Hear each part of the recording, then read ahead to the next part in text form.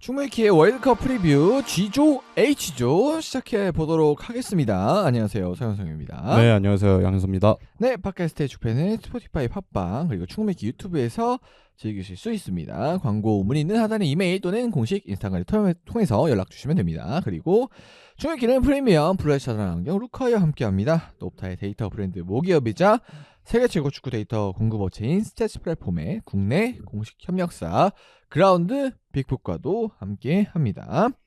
자, 이제 세 번째 시간으로 이제 G조, H조 해볼 텐데 저희가 또 역순으로 가고 있기 때문에 H조부터 한번 살펴보도록 하겠습니다. 자, H조는 스페인, 우루과이, 사우디아라비아 그리고 카보베르데까지 있습니다. 그래서 1번 시드인 스페인부터 한번 살펴보도록 하죠. 네, 사실 뭐 부정할 수 없는 우승 후보겠죠. 그렇죠. 피파 랭킹 2위고 이제 뭐 나방 월드컵 때 이제 우승했던 경험도 있고, 그리고 이제 뭐 당장 직전 메이저 대회 유로에서도 스페인이 우승을 했으니까 아무래도 뭐 먹어본 놈이 또 잘 먹는다고 또 가장 강력한 우승 후보 중 하나라고 볼 수 있을 것 같아요. 그렇습니다. 지난 대회에서는 엔리케 감독 체제 하에서 16강에서 좀 모로코한테 쉽게 탈락을 하면서 이때 참 출발은 좋았는데 7골인가 넣으면서 출발을 했어요. 코스타리카전이었나? 아마 그랬을 거예요. 그래서 좀 기분 좋게 출발을 했으나 좀 결과는 아쉬웠고, 다만 이제 지금은 좀 다른 상황입니다. 네. 그래서 감독은 이제 델라푸엔테입니다. 이분이 이제 스페인 연령별 대표부터 쭉 해서 올라오신 분이죠. 네, 그렇죠. 찾아보면 이제 이분이 U19세부터 그러니까 네. 2015년에 시작해서 이제 3년간 맡으시고, 그 다음에 잠깐 이제 뭐 코치로 스페인 1군 무대 코치로 활동을 하시다가 이제 다시 U21부터 4년 동안 이끌고 또 U23을 이끌고 이제 엔리케 감독의 후임으로 지금 이제 이끌고 있는데, 뭐 가장 좋은 예시일 수 있을 것 같아요. 이거 자체가 아무래도 네. 그 협회에서 정해놓은 모델을 연령별부터 하나하나 차근차근 올라와서 결국은 특별한 뭐 성인 무대 감독에서의 활약은 없지만 국대 감독을 맡았을 때 지금 아주 좋은 성과를 내고 있기 때문에 아무래도 다른 국가들에서 봤을 때 되게 좋은 성장 모델을 거친 감독이다라고 볼 수 있을 것 같아요. 그래서 이 감독도 비판이 안 나오는 또 감독은 아니긴 하지만, 그렇죠. 그래도 확실히 성적으로 그 모든 걸 다 이겨내고 증명을 해내고 있으니까 네. 뭐 일단은 뭐 좋은 감독이라고 평가를 해줘야 될 것 같고. 뭐 사실 비판이 스페인 국대 경기력보다는 그냥 클럽팀 팬들이 그렇죠. 이제 갈갈 하신다고 이제 그 한창 우리 선수 좀 그만 써라. 네. 안 써도 되는 경기에서 야말 풀타임 쓰고 이러니까 이제 바르셀로나 팬들만 이제 복장이 터지시겠죠 아마. 페드리도 그렇고 가비도 사실 부상이 없는 선수가 아닌데 너무 대표팀에서 많이 갈리다가 이제 한번 장기 부상 끊었었잖아요. 그런 것 때문에 비판점이 있긴 하지만 뭐 어쨌든 성적이 잘 나오니까 그렇죠. 할 말은 없지 않나. 네. 어제 이런 성적을 위해서 이렇게 선수들을 좀 써서 이제 경기력을 올려야 된다라고 하면 또 할 말이 없긴 하죠. 뭐 그리고 국대 감독 입장에서는 본인도 본인의 일이고, 그렇죠. 본인이 어쨌든 최대한 팀을 잘 만들어서 월드컵 이런 데 써야 되는데 뭐 클럽팀 팬들이 뭐 뭐라 한다고 안 쓸 이유가 있습니까? 사실 굳이 안 쓸 이유는 없죠. 그렇죠. 그래서 그거는 이제 감독의 영역이라기보다는 뭐 피파나 이렇게 좀 더 높은 영역의 그렇죠. 문제가 아닐까. 뭐 역시 요즘 또 챔피언스리그 경기도 늘어나고 여러 가지 경기들이 많이 늘어나게 되면서 사실 이렇게 국대에서 이렇게 많은 시간을 소요하는 게 뭐 맞냐 안 맞냐 좀 줄여야 되는 거 아니냐 뭐 이런 얘기도 있지만, 뭐 그거는 사실 진짜 감독의 영역은 아니고 좀 더 높은 영역의 얘기라서 결국은 정리하자면 축구적으로는 뭐 굉장히 잘 되고 있는 감독이다.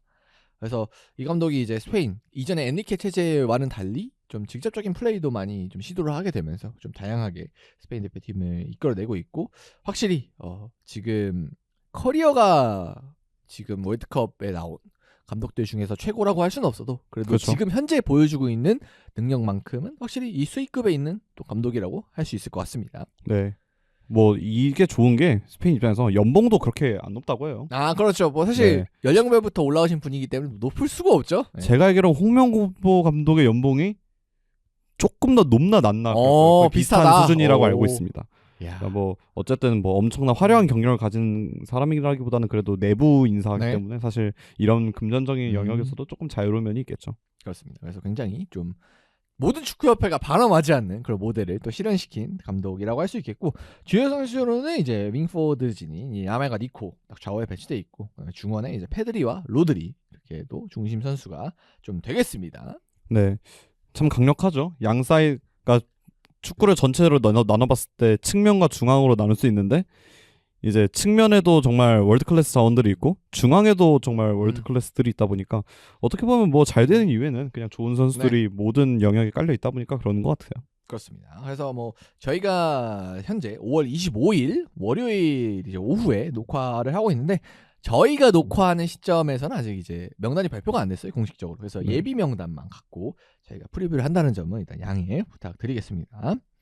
그래서 먼저 강점부터 살펴보면 역시 스페인 하면은 가장 1강점은 중원이겠죠? 뭐래도 미드필더죠. 네. 세상에서 가장 볼 잘 차는 선수들이 모이는 곳이 스페인이고 또 어쨌든 그냥 쉴 수가 없잖아요. 뭐 페드리, 로드리 이런 선수들 플레이만 봐도 사실 굳이 저희가 설명을 안 해도 그냥 아실 거라고 생각을 해요. 그래서 일단 페드리와 로드리는 거의 100% 주전으로 나설 것 같고 거기다가 이제 공격형 미드필더 정도 포지션에 이 페르민 로페스가 나올 때도 있었고 파비안 루이스 나올 때도 있었고 올모가 올모 나올 때도 있었고 근데 뭐 어느 선수가 나와도 일단 평균 이상의 모습은 보여줄 것 같고 다만 이제 페르민 같은 경우는 막 부상이 좀 커가지고 아마 뭐 못 뽑힐 수도 있지 않을까. 네, 아마 네. 안 뽑히는 게 좀 네. 기정사실화가 되는 것 같아요. 사실 올모 아니면 이제 파비안 루이스인데 그래서 뭐 어쨌든 근데 또 저희가 파비안 루이스랑 올모 언급했지만 데라프엔테 감독이 사실 지난 유럽 월드컵 최종 예선에서는 메리노를 좀 기용을 했었단 말이죠. 근데 이제 메리노가 물론 돌아오긴 했습니다. 그래서 아마도 명단에는 들어갈 것 같은데 근데 사실 얼마나 폼이 될지 또 모르잖아요. 네, 그래서 메리노의 폼이 중요할 것 같아요. 그래서 아마 메리노가 만약에 정상 폼을 보여주고 훈련 때 별 이상이 없다 하면은 뭐 4-3-3의 형태로 페드리, 로드리, 메리노 이렇게 3미들이 나올 수도 있고 만약에 메리노가 안 나온다 하고 하면은 뭐 올모가 들어갈 확률이 좀 높아 보이죠. 근데 사실 그러니까 뭐 올모가 나오든 파비안이 나오든 아니면 뭐 말씀하셨던 대로 메리노가 돌아오든 누가 나와도 참 이게 장점인 것 같아요. 어쨌든 나와도 진짜 뭐 올모랑 페르민 물론 페르민이 못 나오긴 합니다만 올모랑 페르민이 먼저 공격형 미드필더로 배치가 된다면 조금은 더 앞선에서 직선적인 그런 침투 움직임이나 좀 그런 오프 더블을 기대해야 할 수 있고 혹은 파비안 루이스나 메리노가 3미들의 하나로 나오면은 뭐 그런 공격형 미드필더는 아닐지라도 그 제공권을 이용한 뭐 플레이라든지 아니면은 중앙에서 조금 더 좀 아기자기하게 풀어갈 수 있는 플레이들이 많아질 수 있고 근데 이 두 가지 큰 컨셉을 같이 혼용을 하더라도 뭐 그렇게 어딘가에서 흠이 없는 어떻게 보면은 되게 무결점에 가까운 미드필더 구성이기 때문에 이런 점은 확실히 스페인의 좀 장점일 것 같아요. 경기가 안 풀리면은 다양하게 활용할 수 있는 옵션이 있다는 거니까요. 그리고 이제 또 이어서 얘기를 해봐야 되는 게 이제 윙포워드진 또 야말과 니코일 텐데 물론 이제 야말 같은 경우는 아마 부상 때문에 조별리그 일부를 못 뛸 수도 있다. 뭐 이런 얘기도 있긴 합니다만 어쨌든 이 1군 라인업이 가동됐을 때는 여기도 사실 월드컵에서도 탑급이라고 봐야 될 것 같아요. 야말은 사실 가면 갈수록 더 플레이가 좋아지고 있죠. 사실 국대에서도 뭐 지난 유로에서만 봐도 저희가 알 수 있잖아요. 이렇게 어린 선수가 이렇게 큰 무대에서 중압감을 다 견뎌내고 또 본인의 실력을 보여줄 수 있다는 걸 증명을 또 해냈고 그때 또 유로 우승의 핵심이었잖아요. 또 그러니까 이번 월드컵이 아무래도 기대가 될 거고 니코 같은 경우도 뭐 아무래도 저희가 프리미어리그 쪽을 위주로 녹음을 하고 있고 어쨌든 팀이 아틀레틱 빌바오기 때문에 약간은 팬들의 관심에서 멀어질 수 있지만 뭐 여전히 잘하고 있어요. 이 포인트가 많은 선수가 또 아니라 그 그렇죠. 부분 때문에 그렇게 높게 평가를 못 받는 부분도 있죠. 그렇죠. 근데 어쨌든 그 포인트를 빼고 보면 사실 영향력 자체는 거의 뭐 탑급 수준의 윙어라고 볼 수 있고 어느 팀들이든 뭐 영입할 수만 있다면 모두가 원할 자원이기 때문에. 근데 지금 이제 빌바오의 특수한 상황 때문에 거의 빌바오가 절대 안 돼 스탠스를 지키고 있기 때문에 10년 계약을 묶었죠. 그래서 아마 뭐 이번 월드컵도 잘하겠지만 잘해도 타 팀 이적은 쉽지 않지 않을까. 네, 그렇죠. 하는 생각은 듭니다. 근데 아무튼 이 두 선수가 가동되면은 여기도 좀 세계 최고 수준의 좀 라인업을 유지하고 있습니다. 뭐 이제 그리고 밑에 이제 제일 밑쪽인 골키퍼로 내려가 보면은 뭐 물론 이제 1번 골키퍼는 이제 우나이 시몬이 나오겠지만 혹시나 시몬한테 어떤 문제가 생겨도 대기하고 있는 게 2번 라야, 3번 조한 가르시아거든요. 너무 사기적입니다. 사실 골키퍼의 평균 그러니까 전력은 여기가 제일 세지 않을까요? 여기가 제일 세다고 봐야 될 것 같아요. 왜냐면 뭐 다른 국가들하고 비교해봐도 사실 뭐 그렇게 저희가 잉글랜드도 골키퍼가 괜찮다고 막 얘기를 했잖아요. 픽포도 워낙 국대에서 좋은 활약을 보여주고 있고 물론 후배 뭐 딘 앤더슨 같은 경우도 리그에서 좋은 활약을 보여주고 있고 근데 이들과 비교했을 때 픽포드가 만약에 스페인 국대에 들어간다면 발탁이 될 수 있느냐. 발탁이 안 되죠. 네. 네. 근데 물론 그렇다 픽포드가 못한다는 게 네. 아니라 너무 스페인 네. 키퍼들이 지금 좋아요. 그래서 뭐 사실 조안 가르시아 같은 경우는 바르셀로나 경기를 한두 경기만 보시더라도 이 선수가 얼마나 좋은 선수인지를 알 수 있을 거고. 사실 바르셀로나가 키퍼에 어려움이 많았고 심지어 은퇴했던 슈체스니까지 갑자기 네, 그쵸. 다시 불러들일 정도로 상황이 안 좋았었는데 뭐 이번 시즌 같은 경우는 가르시아가 등장을 하게 되면서 뭐 이냐키 페나라든가 이런 이제 제한급 자원들을 이제 더 이상 안 보게 되는. 네, 그렇죠. 여기는 참 사실 가끔 가다가 월드컵에서 키퍼들이 부상을 당하거나 그렇죠. 아니면 뭐 월드컵 직전에 갑자기 부상으로 낙마를 하거나 아니면 혹은 월드컵에 들어왔는데 막상 생각보다 중간에 또 문제가 생기는 경우도 폼이 있죠. 너무 좋지 않거나 이런 경우들이 사실 발생하기 마련이잖아요. 근데 그런 상황들이 왔을 때 대체되는 키퍼들이 다른 국가들의 키퍼들보다 훨씬 잘한다면 그리고 너무 좋은 순수 상황이죠. 기량만 보면 2, 3번이 더 나을 수도 있어요. 1번보다. 그렇죠. 네. 그러니까 물론 스페인이라는 팀의 그 팀의 팀 케미스트리에서는 종합적인 능력에서 우나이 시몬의 활약이 훨씬 더 좋을 수는 있습니다. 하지만 사실 라야나 조안 가르시아가 이 수문장 1번 자리를 위협하거나 뺐더라도 그 어느 누구도 그거에 대해서 뭔가 비난의 화살을 돌릴 수는 없을 정도로 이 둘이 너무나 잘해주고 있기 때문에 뭐 진짜 키퍼만 보면 살벌합니다, 진짜. 그래서 확실히 뭔가 문제가 생기더라도 더 잘 채워줄 수 있는 선수들이 뒤에서 얘기를 하고 있다는 또 강점이 있겠고요. 그 반면에 좀 약점으로 넘어가 보자면은 일단 스페인 하면 이제 1번 문제 스트라이커 누구냐. 그렇죠. 네. 그래서 현재 이제 뭐 명단 예측 안 나와서 좀 지켜봐야겠지만 솔직히 주전으로 볼 수 있을 만한 이제 전문 공격수는 없습니다. 그렇죠.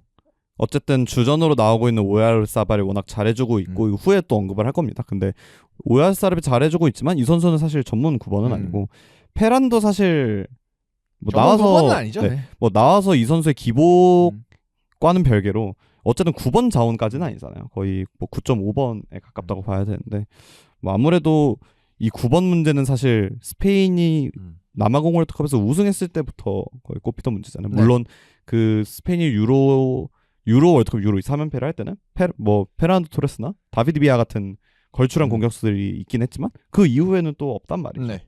결국은 뭐 모라타가 계속 스페인에 주전을 하게 되고 또 꽤나 최근까지도 들어오긴 했었어요. 네, 모라타가 그리고 나름 나쁘지 않았어요. 스페인 국대에서 저희가 생각하는 그 오프사이드 괴물이라는 그 이미지가 있긴 하지만 모라타가 나와서 스페인 국대에서는 꽤나 괜찮은 활약들이 있었단 말이에요. 그리고 좀 평가받는 거나 좀 이미지에 비해서는 그래도 조금 괜찮은 공격수라고 생각을 하고 뭐 근데 어쨌든 이 9번 문제는 계속 지속되어 왔던 게 그 10년대 중후반으로만 가도 이제 모라타가 없을 경우는 뭐 이스코 시스트를 잠시 동안 쓰다든지 그 로페테기 감독이 잠깐 썼었죠. 그러니까 그런 식으로 계속 9번의 부재를 해결하기 위해 다른 방식으로 이제 머리를 굴리는 상황들이 많았단 말이에요. 사실 이번 대회도 그 상황이 반복될 여지가 좀 있고 물론 그 사무 아게오아라고 지금 포르투에 있는 옛날에 오모르 디온이라는 그 이름으로 이제 활동했던 흑인 9번 공격수가 있는데 그 선수가 잠시 뽑히긴 했는데 이번에 발탁이 될지는 잘 모르겠어요. 이번에 없어요. 그 예비 명단에도 없어서. 네, 예비에도 없어가지고 아마 이 선수는 없다고 봐야 될 것 같고. 그래서 굳이 이제 9번 찾자면 이제 보르아 이글레시아스가 보통 9번이 되겠는데 그래서 라리가 이제 베티스에서 14골 정도 리그에서 넣었었는데, 네, 뭐 사실 주전으로 쓸 선수는 전혀 아니고, 그렇죠. 굳이 이제 데려간다 쳐도 후보로 뭐 활용이 될 것 같습니다. 후보의 서브로 뭐 중간에 교체로 가끔 이제 답답할 때 제공권이 필요할 때나 나오지 않을까 싶고요. 그래서 그런 부분이 뭐 당연히 이제 오야르사발이 평균 이상의 경기력을 계속해서 보여주곤 있긴 하지만 사실 특정 시점이 됐을 때는 아쉬울 수 있다. 그렇죠. 근데 이제 일단 기본적으로는 이 오야르사발 체제로도 유로를 드러냈었고. 그리고 워낙 다른 자원들이 그러니까 득점력에 있어서 걱정을 할 부분은 또 아니기 때문에 결정력 자체가 또 문제는 아니에요. 네, 그렇죠. 그런 건 또 아니기 때문에 뭐 덮을 수는 있지만 어느 시점이 되면 문제가 될 수도 있는 스트라이커입니다. 자, 그리고 이제 센터백진이 아마도 이제 쿠바르시와 라포르트가 주전으로 나올 것 같은데 그래도 확실히 이제 다른 포지션 미드필더나 아니면 윙포워드 부분의 무게감보다는 좀 떨어집니다. 그렇죠. 아무래도 이제 다른 포지션에 비해서 그러니까 사실 이곳도 최정상급입니다. 근데 저희가 흔히 이전 스페인 국대에서 봤던 뭐 라모스나 푸율 이런 선수들에 비해서는 아무래도 무게감이 조금 떨어지는 건 사실인 것 같아요. 그래도 어쨌든 뭐 라포르트가 올 시즌에 뭐 나쁘지 않은 활약을 보여왔었고 뭐 유럽으로 다시 돌아왔죠? 네, 다시 그 돌아와서 활약을 하니까 뭐 어느 정도 그런 경기 실점감 각이나 뭐 그런 수준에서의 그런 이슈 이런 거는 사실 없을 것 같고 뭐 어느 조합으로 나와도 저는 그래도 평균 이상은 할 수 있을 거라 생각해요. 그래서 뭐 뭐 뒤에 모스케라 하위선 이렇게 3월 기준으로는 다른 선수들이 활용이 됐었는데 그래서 뭐 그리고 쿠바르시도 올 시즌에 스텝업을 좀 해가지고 네, 확실히 지난 시즌보다 좋아졌어요. 그래서 이 선수가 나올 수도 있고 아니면은 뭐 라프루트랑 하이선이 같이 나올 수도 있고요. 뭐 어떻게 나올지는 모르겠지만 옛날보다 무게감이 조금 떨어진다일 뿐이지 그래도 어느 정도 안정적인 폼을 보여줄 수 있는 수비진이다. 그리고 뭐 빌드업에 있어서는 사실 빌드업은 사실 최고 수준. 네, 할 말이 없죠. 왜냐면 봐야 돼서. 라프루트가 빠지더라도 뭐 명단에 들어갈지 모르겠습니다만 뭐 파우 토레스 같은 자원도 있고 아니면 뭐 에릭 가르시아 같은 자원들이 또 나올 수도 있고요. 아니 뭐 하위선도 양발 빌드업보다 잘하니까. 네, 그렇죠. 어쨌든 빌드업 자체에 있어서는 걱정할 이유는 없다. 쿠바르시 뭐 하이선 지금 나오는 모든 센터백 자원들이 다들 발밑에서는 거의 정점에 있는 그러니까 장점으로 꼽히는 선수들이 대부분이기 때문에 뭐 이 부분에 대해서는 걱정할 필요가 없다. 다만 이제 아무래도 그래서 라포르트의 폼이 조금 중요해 보여요. 만약에 라포르트가 제 컨디션을 유지하지 못하거나 혹은 뭐 중간에 부상 이슈로 또 막 엄청 철강왕 이런 선수는 또 그렇죠. 아니잖아요. 부상이 잔부상이 지속적으로 있어왔던 선수기 때문에 만약에 그런 부분들로 인해서 이탈을 하게 된다고 하면은 과연 이 수비진의 중심을 잡아줄 수 있는 경험 많은 선수가 있느냐에 대해서 조금 의문이 있는 건 사실이죠. 그렇습니다. 그래서 좀 지켜봐야 될 스페인의 센터백 라인이 되겠고요. 이제 그리고 뭐 아까 서두에 말씀을 드렸지만 야말이 부상 이슈가 좀 있기 때문에 과연 얼마 정도의 폼을 가지고 월드컵을 시작할 수 있느냐 이것도 좀 주목을 해봐야 될 것 같습니다. 뭐 야말의 폼에 대해서 저는 걱정은 크게 하지 않아요. 그래도 부상에서 돌아오면 뭐 이 선수가 워낙 뛰어난 선수기 때문에 저는 분명 이 선수는 나오면 무조건 잘할 거라고 생각을 하는데 문제는 이제 야말이 없을 때 그럼 이걸 대체할 선수가 누가 있느냐. 그래서 지난 평가전들을 보면은 그래도 뭐 피노 같은 자원들이 좀 나오곤 했는데 문제는 이제 피노도 사실 윙어라고 보긴 좀 어렵단 말이죠. 그렇죠. 좀 더 미드필더 성향이 강하죠. 네, 그래서 크리스탈 팰리스에서도 거의 공격형 미드필더에 가깝게 뛰는 선수고 이제 뭐 알렉스 바에나 같은 자원들이 있는데 바에나도 사실 윙어는 아니고 어떻게 보면 더 공민스러운 성향이 짙은 선수고 라멜과는 스타일이 다르다는 얘기죠. 결국. 이외의 자원들 뭐 공격수들로 돌아가면 페란이 우측에 섰는 경우도 있었는데 페란도 사실 측면 터치라인에서 윙어 같은 느낌은 아니잖아요. 그러다 보니까 아무래도 야말이 가져갈 수 있는 측면의 파괴력 이거를 만약에 야말이 없을 때 어떻게 전술적으로 대체를 할 수 있느냐 이거를 풀어가는 게 아마 세라푸엔테 감독의 숙제 중에 하나가 될 것 같아요. 근데 좀 긍정적으로 보자면은 좀 못 나온다 치더라도 어차피 토너먼트는 거의 무조건 가는 거고 스페인은. 그렇죠. 토너먼트 단계부터 이제 폼을 끌어올려도 문제는 안 되기 때문에 그래도 약점이 되긴 할 거지만 큰 문제까지는 아니지 않을까 야말의 초반 결장이. 그렇죠. 그런 생각은 듭니다. 약점으로 꼽기에는 다른 장점들이 너무 많은 팀이에요. 그렇습니다. 자 그래서 관전 포인트로 넘어가면은 역시나 이제 스트라이커가 없는 이 뭐 제로톱은 아니지만 전술이 어쨌든 정통 스트라이커가 부재한 축구로 어디까지 갈 수 있을까? 사실 뭐 한때 스페인 그러니까 메시가 가짜 9번 하고 하면서 이제 스페인도 약간 가짜 9번식으로 활용을 많이 하고 그러면서 좀 9번이 이제 안 중요하다로 갔다가 요즘은 다시 중요해졌거든요. 그렇죠. 토너먼트에서 9번의 존재감은 어쨌든 중요할 수밖에 없어요. 물론 그렇다고 스페인이 항상 9번이 없어서 무너진 건 아니고 지난 유로는 그래도 9번 없이 잘 우승을 했으니까. 근데 아무래도 그 경기에서 순간적으로 번뜩임을 보여주거나 흐름이 좋지 않을 때 한 방으로 이제 경기를 바꿔줄 수 있는 건 아무래도 9번이란 말이에요. 그리고 그 9번 좀 피지컬 좋은 9번들이 이제 앞선에 있을 때 그 수비진들을 괴롭히면서 다른 선수들에게 좀 더 많은 기회를 창출해주는 그런 것도 있고 뭐 그냥 뭐 단적으로 지금 이제 10년 전과 지금을 비교했을 때 이제 골을 주로 담당하는 선수들이 누구냐를 보면은 이전에는 뭐 윙포워드였다면 지금은 이제 다시 스트라이커로 옮겨왔기 때문에 이런 거를 고려하면 아무래도 뭐 저희가 스페인 하면 9번 문제를 계속 언급하지만 이게 계속 반복적으로 좀 지적될 수밖에 없는 부분인 것 같아요. 뭐 이 부분은 사실 그러니까 그냥 클럽 팀으로 와도 마찬가지고 요즘은 이제 대세 자체가 이제 9번을 쓰는 그렇죠. 그런 게 대세긴 하지만 뭐 파리 생제르맹 같이 정통 9번 없이도 또 잘하는 팀도 있고 하니까 그렇죠. 제가 지켜봐야 되는데 근데 만약에 문제가 터지면 이제 사람들이 이걸 많이 꼽겠죠. 그렇죠. 스트라이커가 있어야 된다. 하물며 그 저희가 패배 맨시티도 그 10년대 후반까지 뭐 아구에로가 있긴 했지만 아구에로가 없는 경기들에서 뭐 잘하는 경기도 많았지만 없을 땐 또 답답한 그럼 게 아구- 많았죠. 그럼 네. 결국 또 9번 없다 이 소리를 계속 했었잖아요. 결국 그거에 이제 의심의 그런 비난의 화살 같은 걸 다 씻어준 게 혼란인데 아무래도 좀 이런 게 아쉽긴 할 거예요. 분명 옵션적으로 없다는 것 자체가 그리고 너무 걸출한 미드필더를 많은데 반면에 9번 스트라이커는 정말 거의 없다시피 하는 게 좀 아쉽긴 하겠지만 뭐 그래도 스페인이면 저는 그래도 이게 엄청나게 큰 문제는 되지 않을 거다. 다만 어떤 이유에서든 탈락을 하게 되면은 설령 네. 그게 스트라이커 때문이 아닐지라도 네, 분명 얘기는 비난의 화살은 9번 스트라이커에게 갈 확률이 높아 보이긴 하죠. 그렇습니다. 이제 그리고 이제 그런 9번 스트라이커의 부재 이런 걸 채워줘야 되는 게 결국 이제 포워드진에서 득점력을 이제 도맡아 줘야 되는데 그런 부분에 있어서 이 야말이 뭐 아직도 어린 선수긴 하지만 확실히 이 세계적인 레벨 정말 발롱도르나 이런 정말 세계 최고의 선수를 다투는 지점에 들어갈 수가 있을 것이냐. 뭐 아직 그쵸. 그 정도는 아니긴 하니까 달롱권은 아니긴 하거든요. 아직은. 실력 자체는 저는 발롱권에 이미 도달했다고 보긴 하는데 뭔가 이제 그 발롱이 본인만 잘한다고 본인의 그렇죠. 경기력만 좋다고 따라오는 게 아니잖아요. 어쨌든 야말은 공격수이기 때문에 아무리 잘하더라도 스탯이 좀 따라오지 않으면 저는 발롱까지는 힘들다고 생각을 해요. 그리고 어쨌든 팀적으로도 그런 팀 커리어나 팀에서의 우승 트로피를 들어올린 경험 이런 것들도 분명히 중요할 거고요. 그래서 뭐 그리고 보통 이제 월드컵 위너들이 발롱도르를 가져가는 경우가 많잖아요. 그래서 만약에 이제 스페인이 우승을 한다면은 점수가 야말한테 많이 가겠죠. 네, 만약에 야말이 좋은 활약을 해서 월드컵에서 우승을 하고 그 다음에 이제 차후 이제 26년 마무리까지 말까지 모든 시즌에서 좀 일관성 있는 활약을 보여준다면 야말도 가능성이 있겠죠. 근데 다만 어쨌든 이 선수가 항상 따라붙는 게 그럼 과연 골을 얼마나 많이 넣을 수 있느냐 이게 좀 따라붙을 텐데 이번 대회에서 그거를 좀 본인도 증명하고 싶어 하지 않을까.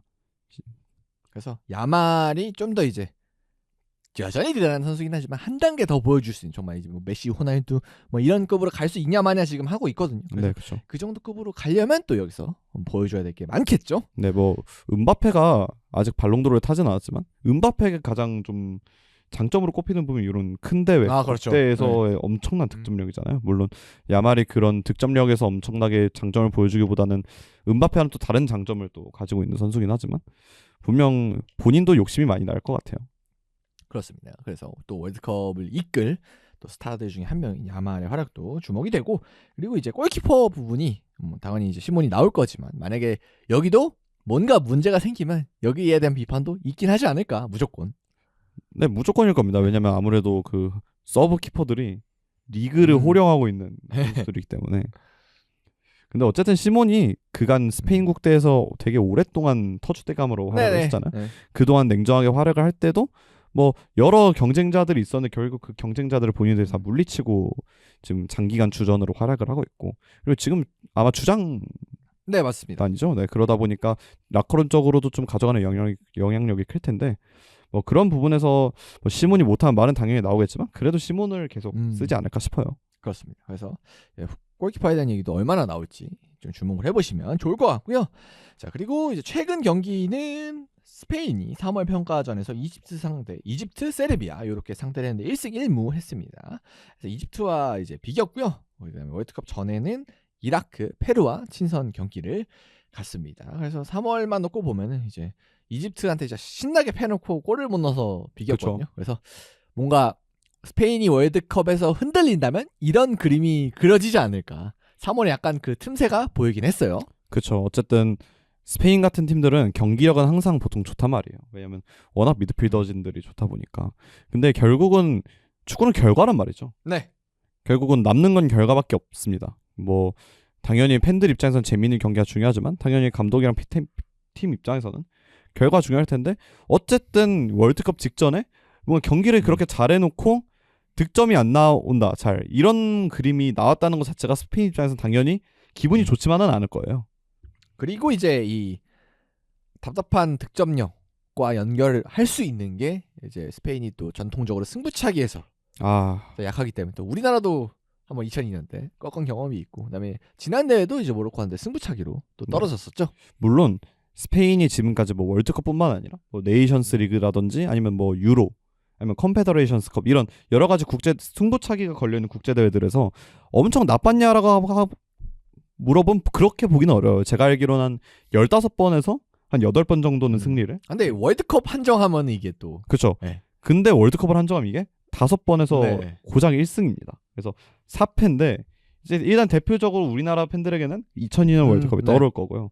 그리고 당장 지난 카타르에서 모로코에게 승부차기 패배했는데 그때 정말 맥없이 네. 무너졌죠. 그때 무슨 엘리케 감독이 뭐 승부차기를 뭐 1000번을 연습시켰다 이래놓고는 너무 맥없이 그냥 그렇죠. 물론 야신보노가 네. 잘 막는 키퍼긴 합니다만 좀 키커들의 킥도 별로 좋지 않았죠. 네. 그리고 그 전대로 또 가보면 러시아한테도 그때 승부차기에서 패배를 하면서 네. 대회를 좀 허무하게 마감을 했단 말이죠.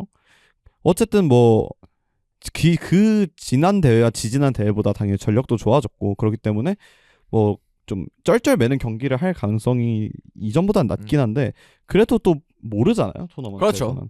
그렇기 때문에 뭐 아무래도 스페인 입장에서는 멤버가 바뀌었다고 하지만 이 승부차기 잔혹사에 대한 역사가 승부차기로 간다면 계속 떠오를 것 같긴 해요.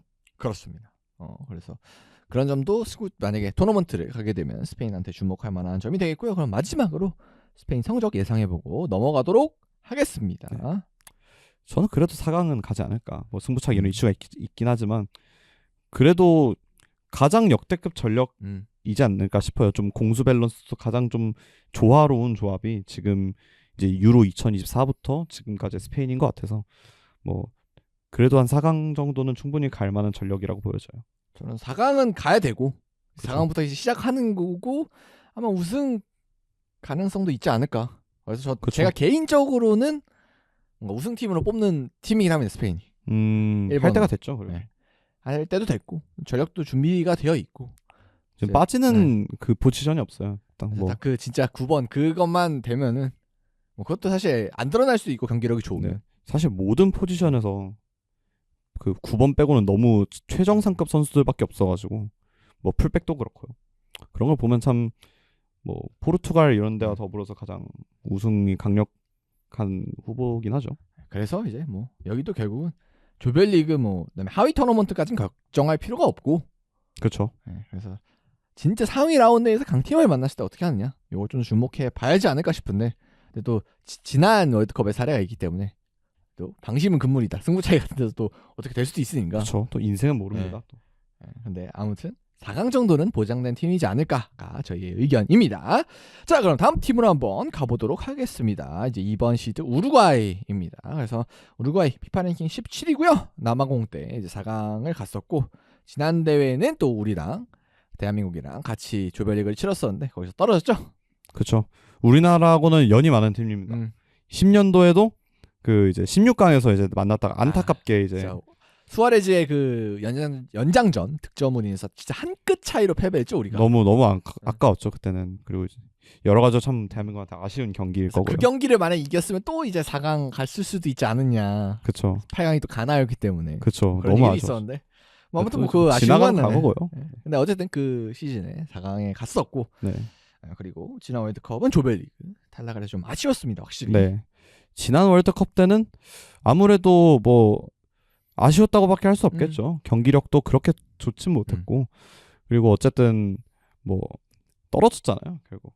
그러다 보니까 아무래도 지난 월드컵은 아쉬웠을 수밖에 없었던 것 같은데 문제는 이제 지난 월드컵과 비교했을 때 이번 우루과이가 그렇게 강해졌냐라고 보기가 좀 어렵기 때문에 사실 조금은 우려스러운 부분들이 많은 것 같아요. 자, 그래서 우루과이 하면은 일단은 뭐 선수들보다도 요즘은 감독이 가장 주목을 많이 받고 있는. 네, 말해서 비엘사 그 유명한 감독이 팀을 이끌고 있습니다. 뭐 유럽 클럽 팀으로 따지면 뭐 빌바오 리즈 이런 팀들을 이끌었었고 최근에는 그래서 이제 그 시절에 전방 압박, 맨투맨 압박을 기본으로 한 그런 정말 그때 당시에는 특이한 전술을 보여줬었는데 사실 돌이켜서 생각해 보면 이 사람이 진짜 선구자였구나라는 걸 요즘 축구를 보면 느낄 수가 있죠. 그렇죠. 뭐 비엘사 감독이 어디 빅클럽 같은 데서 뭐 펩이나 뭐 퍼거슨 같이 고트바녀로 올라 있는 감독들처럼 전혀 아니죠. 뭐 굵직굵직한 이런 뭐 성과를 거두거나 아니면 조금 더 비슷한 계열로 뭐 아리고사키 감독처럼 뭔가 또 성과를 낸 그런 느낌은 아니잖아요. 근데 또 펩 가르디올라는 다른 감독들의 거의 스승처럼 여겨지고 이런 걸 보면은 그 전술적인 아이디어 자체를 본인이 직접 100% 구현해내는 데는 조금 어려울지 몰라도 그 아이디어 하나 자체를 끌고 오는 능력은 참 대단한 감독이다. 이런 거를 돌아보면 좀 확실히 선구자적인 면이 있어 보이고 그리고 일단 재밌습니다. 그렇죠. 리즈 시절에도 재미는 보장됐었어요. 뭐 결과가 안 좋아서 그렇지. 리즈 시절에도 아직도 팬분들은 기억하실 거예요. 승격하고 첫 라운드에서 리버풀과 경기인데 그 미친 경기를 하나 만들어냈었죠. 네. 그래서 항상 그 아이스박스 그 위에 앉아가지고 네, 맞죠. 있던 딱 그런 모습이 좀 인상적이었었는데 뭐 이제는 좀 나이가 좀 많으셔가지고 아마 이번 월드컵이 거의 이제 마지막 주요하게 메이저 대회 출전할 수 있는 건 마지막이 되지 않을까 싶긴 한데요. 그래서 이제 이 마르세로 비엘사 사실 축구 팬들이라면 이름은 많이 들어봤어요. 사실 경기를 보신 분들은 막 그렇게 많지는 않을 거예요. 그렇죠. 그래서 이번에 우루과이 경기를 통해서 이 사람이 이런 방식의 축구를 하는구나 하는 걸 좀 경험해 보시면 좀 좋지 않을까 이 팀을 통해서. 네, 그런 생각이 드는 것 같습니다. 그래서 월드컵 경험은 이제 비엘사 감독이 이제 02년도 아르헨티나를 이끌고 좀 조별리그에서 탈락을 해서 좀 좋지 않았고, 그다음에 2010년에는 칠레를 이끌고 16강에 갔던 경험이 있다고 합니다. 그래서 이제 뭐 주요 선수들을 보자면 뭐 대부분 다 들어보신 선수들이 많을 거예요. 뭐 발베르데나 뭐 아라우오도 있고 뭐 지금 아렐라에 가 있지만 뭐 다르인 누네스 아니 뭐 AT 마드리드의 수비진을 계속 이끌고 있는 뭐 호세 히메네스 이런 선수들도 있고요. 그래서 그러니까 결국 이 선수들은 다 지난 월드컵 때도 나왔던 선수들이고 네, 좀 오래된 선수들이에요. 그래서 우리가 서두에 좀 약해졌다고 언급을 드렸는데 결국 이제 코어 라인은 어느 정도 유지가 되고 있지만 뭔가 새로운 선수들은 많이 안 나온 것 같아요. 네, 그렇죠. 물론 지난 카타르 월드컵 때도 뭔가 약간 그 노쇠화의 조짐이 보이는 스쿼드인 건 맞았어요. 네, 그때 막 수아레즈 나오고 그랬던 것 같은데. 네. 수아레즈 사실 원래는 이제 18년도 러시아 월드컵 때까지는 수아레즈, 카바니, 수톱이 거의 되게 고정적으로 나왔었는데 이 두 명도 그때는 황혼기에 이제 접어들고 있었고 아마 기억상으로 맞으면 지난 월드컵 때도 고딘이 나오지 않았나요? 글쎄 뭐 고딘까지는 기억이 안 나네. 하여튼 지난 월드컵도 되게 좀 약간 나이가 많은. 네, 그렇죠. 약간 체질 교체가 좀 덜 된 그런 느낌이었는데 근데 4년이 지났음에도 불구하고 뭐 그렇게 잘 되진 않았다. 네, 사실 그 두 명이 이제 이탈을 한 것 빼고는 뭐 새로운 신성들이 나타나지 못했다는 게 아마 우루과이 입장에서는 좀 아쉬운 부분이자 좀 우려스러운 부분이지 않을까 싶어요. 그렇습니다. 자, 그럼 강점 약점으로 넘어가 볼 텐데요. 이제 강점으로 따지면은 뭐 비엘사 감독의 기존에 알려진 전술의 약간 선입견과는 달리 그래도 실점이 많은 팀은 아닙니다. 남미에서 이제 22경기 했었는데요. 12실점만 기록을 하게 되면서 그래도 수비에서도 경쟁력 있는 모습을 좀 보였었습니다. 근데 다만 좀 우루과이의 비엘사 감독의 전술도 압박을 많이 하다 보니까 또 무너지는 경기에서는 최근에 5골 실점하고 그랬거든요. 네, 그런 경기도 있긴 합니다. 근데 아무래도 뭐 그 맨투맨 압박을 진행할 때 뭔가 이제 동선을 좀 되게 복잡하게 짜서 상대방 패스기를 어떻게 틀어막고 이런 지점보다는 조금 그 피지컬 에너지 막는 거죠. 그런 접근을 취하는 비엘사 감독이다 보니까 아무래도 뒷공간이 한번 풀리거나 순간적으로 상대가 원터치 패스를 풀어 나왔을 때 그 뒷공간을 조금 막기 어려워하는 지점이 있는 것 같아요. 그래서 한두 번 툭툭 풀리면 이제 확 무너지는 경우들도 있고요. 근데 이제 잘 되면 확실히 상대를 좀 앞에서부터 틀어막을 수 있다라고 볼 수가 있겠고 그리고 그거에 더해서 이제 확실히 발베르데가 중심을 잡아주는 중원 자체는 그래도 좀 괜찮다라고는 봐야 될 것 같아요. 네. 국대 발베르데는 사실 항상 좋았습니다. 뭐 저희가 지금 생각해도 뭐 간담을 좀 서늘케 하는 여러 장면들도 있고 뭐 우가르테 발베르데 조합이 괜찮죠. 조합적으로 괜찮은 게 우가르테가 좀 아래에서 쓸어주면 발베르데는 좀 넓은 뭐 종적으로 넓은 범위를 띄워주면서 공수 양면을 좀 기여를 해줄 수도 있고 뭐 맨유에서 우가르테는 사실 최악에 가깝죠. 하지만 그래도 국대 레벨에서는 그래도 좀 나쁘지 않은 모습들이 나오고 있어서 아마 제한된 역할만 하면은 그래도 어느 정도는 할 수 있는 선수니까. 그리고 뭐 클럽 레벨이야 어쨌든 좀 많은 시간이 주어지고 트레이닝 시간이 많기 때문에 좀 역할이 좀 많이 부여되고 좀 해줘야 되는 부분들이 많지만 국대는 사실 시간적으로 좀 여유가 부족하기 때문에 이런 부분에서는 어느 팀들이든 불완전할 수밖에 없단 말이에요. 그래서 뭐 우가르트가 조금은 제한적인 롤이나 불완전한 전술적인 뭐 지점에 있다고 하더라도 이게 생각보다 맨유에서만큼 그렇게 드러나진 않고요. 그래서 아마 우가르테랑 지금 비엘사 감독이 주로 4-4-1-1 대응을 쓰다 보니까 투미들이 나올 텐데 그 투미들에는 주로 이 두 선수가 들어가거나 아니면 상황에 따라서는 뭐 벤탄쿠르가 들어가거나 할 텐데 이 미드필더 조합 자체는 그래도 아직은 건재하다 이렇게 볼 수 있을 것 같아요. 자, 그리고 이제 다른 장점은 센터백진이 확실히 뭐 지금인 폼이야 좀 불안한 점이 많아도 좀 고점이 그러니까 이 선수들이 보여준 최고 수준의 기량을 끌어낼 수 있으면 상당히 강력하긴 합니다. 일단은 히메네즈도 그렇고 아라오도 좋을 때는 엄청 좋았던 그쵸. 선수들이기 때문에 그리고 이제 뭐 수비진 전체로 봐도 뭐 올리베이라 이런 다른 네. 좋은 선수들도 있으니까 수비진도 이제 고점이 터지면 좋을 수 있다. 네, 그렇죠. 뭐 수비 같은 경우는 어쨌든 남미 예선에서 이 정도 기록을 한 거면 뭐 나름 전체적으로는 좀 안정적인 편이라고 봐야겠죠. 그래서 뭐 그렇게 수비진에서 부상 이탈이 좀 많은 게 아니라면 그래도 나름 그래도 어느 정도 괜찮은 수비를 보일 수 있지 않을까. 그리고 조별리그에서는 어쨌든 스페인을 제외하고 나머지 상대들은 그래도 한두 수 아래에 있는 팀이다 보니까 조별리그에서는 그렇게 문제가 되지는 않을 것처럼 보여요. 자, 반면에 이제 약점으로 넘어가 보자면 이제 공격형 미드필더 좀 선발로 계속 나오고 있었던 아라스카에타라는 선수가 있는데 이 선수가 이제 최근에 3골 골절 뭐 이렇게 당해가지고 이제 6월 중반으로 이제 품목 가보면은 이제 부상 기간이 네. 찍혀 있는데 그래서 어떻게 될지 모르겠어요. 네. 어쨌든 이 선수가 지난 월드컵 때도 이 선수를 기억하시는 분들이 있을 수도 있어요. 그래도 지난 월드컵에서도 꽤나 좀 중용되어 왔고 우루과이의 좀 핵심 공격형 미드필더 자원이라고 봐야 되는데 어쨌든 이 선수가 부상 당했을 때 당장 이 자리를 들어갈 수 있는 선수가 마땅하게 보이지 않는단 말이에요. 그렇기 때문에 이 지점이 조금 어쨌든 4-4-1-1 대형에서 공격을 진행할 때는 아무래도 전방 2명 그러니까 원톱과 공격형 미드필더에 좀 역량에 의존을 할 수밖에 없는데 이 선수가 빠진다는 거는 조금 타격이 커 보이죠. 그리고 추가적으로 이 선수뿐만이 아니라 최근에 좀 다양한 선수들이 좀 급격히 다치는 일들이 네. 있었어요. 일단 주전 키퍼로 기용되던 그 로체트도 직전 경기였나요? 5월 16일인가 부상으로 이탈했는데 지금 네. 복귀가 미정돼 있다고 하고 네. 뭐 주전과 준주전으로 이제 왔다 갔다 하는 펠리스트리 맨유에서 파쿠도 뛰었던 펠리스트리, 파쿠도 네. 펠리스트리도 한 열흘 전인가 근육 부상으로 좀 이탈을 해 있습니다. 네. 그래서 아직 복귀가 미정이 돼 있다고 하고요. 뭐 물론 이거는 금방 복귀를 할 수도 있지만 또 상황에 따라서는 어떻게 될지 모르는 거기 때문에 이런 식으로 주전 자원들이 갑자기 이제 월드컵 직전에 뭐 부상으로 이탈한다면 아무래도 가뜩이나 조금 약해졌다가 평가받는 우루과이 입장에서는 조금 더 우려스러운 부분으로 작용할 것 같아요.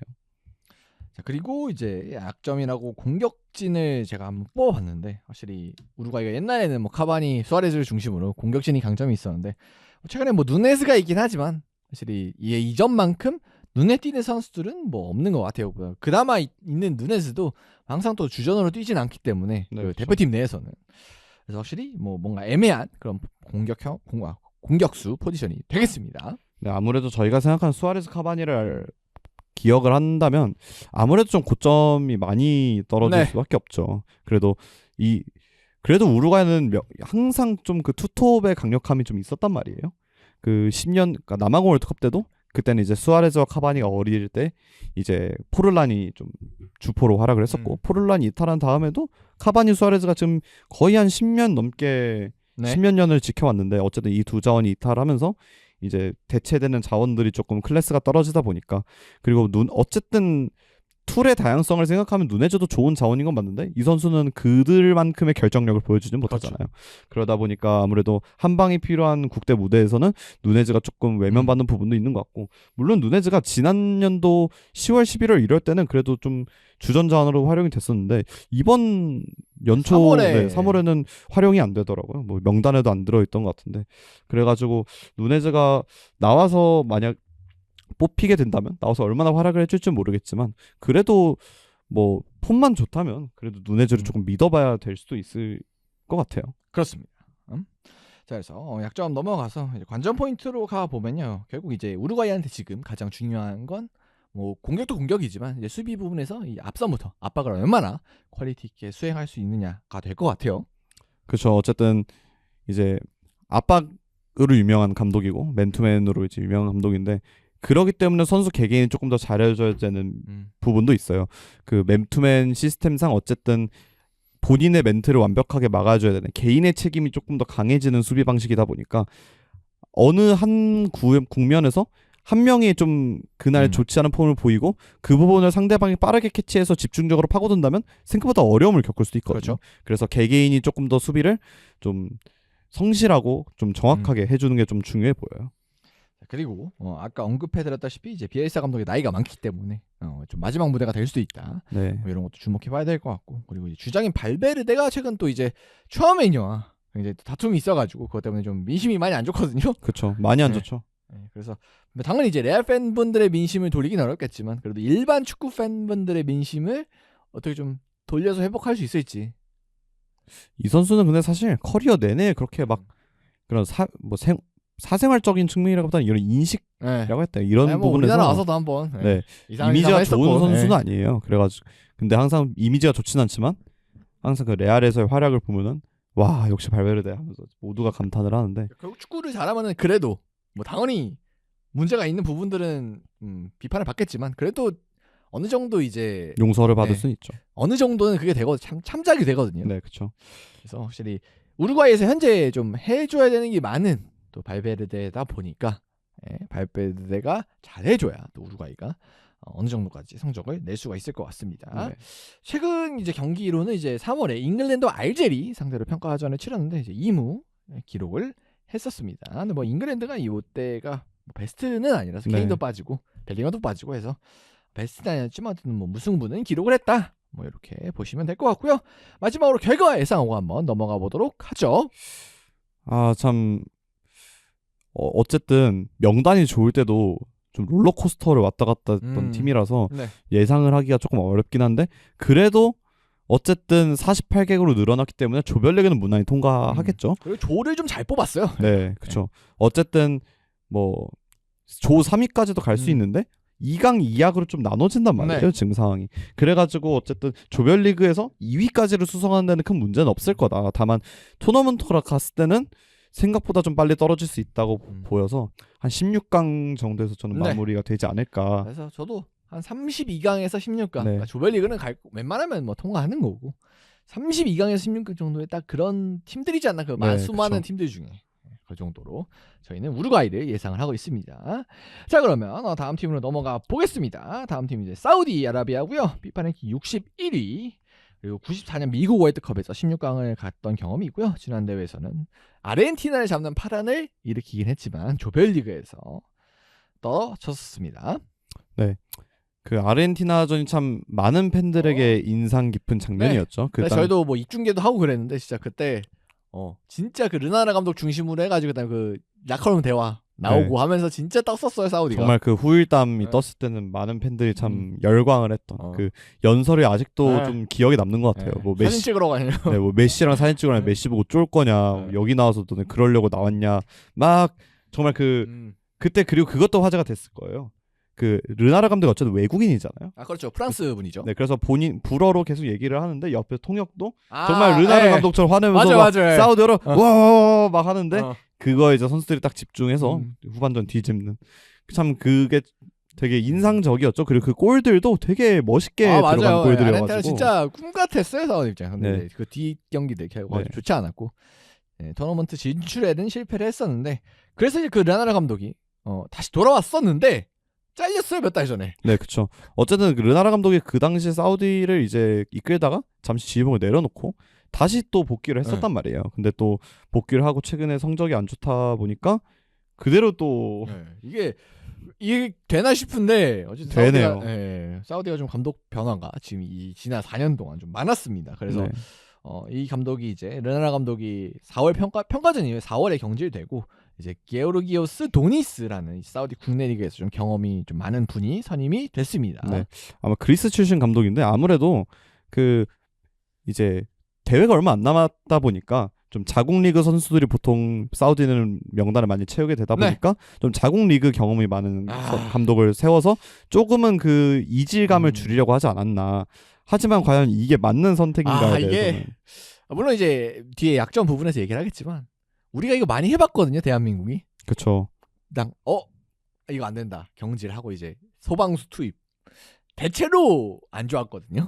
그리고 사우디 같은 경우는 어쨌든 뭐 협회나 이런 건 다 있겠지만 네. 상대적으로 그런 축구로 따졌을 땐 좀 후진국 축구 개발도상국 정도로 봐야겠죠. 이제야 물론 좀 이제 따라가. 그 리그 경쟁력을 최근에 돈 많이 써가지고 네. 많이 올라오긴 했습니다만 아직 국가대표 선수들의 경쟁력은 뭐 유럽이나 뭐 남미 이런 주요 국가들에 대항할 정도도 아니긴 하죠. 네. 그리고 어쨌든 뭔가 사우디 리그 하면 저희가 뭔가 좀 조직적으로 리그의 수준을 올리려고 뭔가 하기보다는 뭔가 그 본인들의 그런 도시계획 프로젝트를 홍보하기 위한 수단의 일환으로 좀 돈을 어떻게든 때려박아서 좀 리그 수준을 유지하는 듯한 모습이 많이 보이잖아요. 본인들이 주도적으로 리그 시스템을 개선하거나 축구적인 뭐 모델을 확실하게 만들어서 간다기보다는 그러다 보니까 약간 이런 결정들이 조금은 더 충동적이고 너무 약간 단편적인 생각으로만 결정을 한 게 아닌가라는 좀 인식이 아무래도 팬들 입장에서도 있을 수밖에 없을 것 같아요. 그래서 이런 인식들을 깨나가기 위해서는 결국 도니스 감독이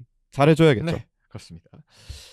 그래서 뭐 주요 선수 살펴보면은 이제 지난 대회에서 주목을 받던 살렘 알도사리, 그렇죠. 알다우사리 정도는 이때부터는 정말 참 주목을 많이 받았죠. 그리고 거의 유일한 유럽파인 이제 압둘 하미드, 랑스 풀백인데 뭐 이 선수 있고, 그리고 무삽 알주와이르라고 이제 알카다시아 뭐 사우디 리그인데 약간 사우디 리그에서도 그래도 괜찮은 미드필더가 있어요. 그래서 네. 이 선수 좀 주목을 해주시면 좋을 것 같은데, 근데 대부분 이제 뭐 당연히 사우디 자국 리그에서 뛰어가지고 저희가 잘 모르는 부분도 있겠지만 네. 사실 이게 양날의 검이긴 한데 사우디 리그의 수준이 올라가고 여러 외국인 선수들이 투입되면서 오히려 이 국가대표 레벨 선수들이 많이 주전에서 밀리는 그렇죠.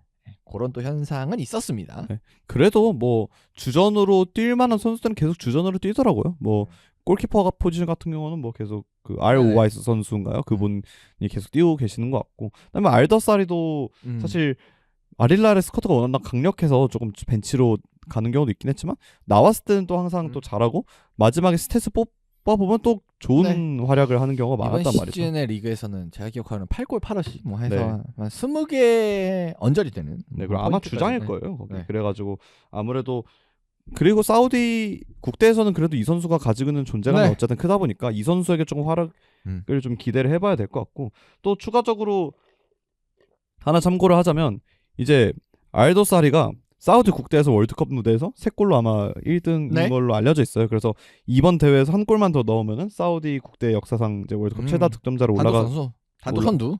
올라가게 될 텐데 1등이 ROY라니까 그 좀 미국 옛날 월드컵 때 선수고. 나갔던 그 선수 있어요. 아마 네. 그 선수일 건데.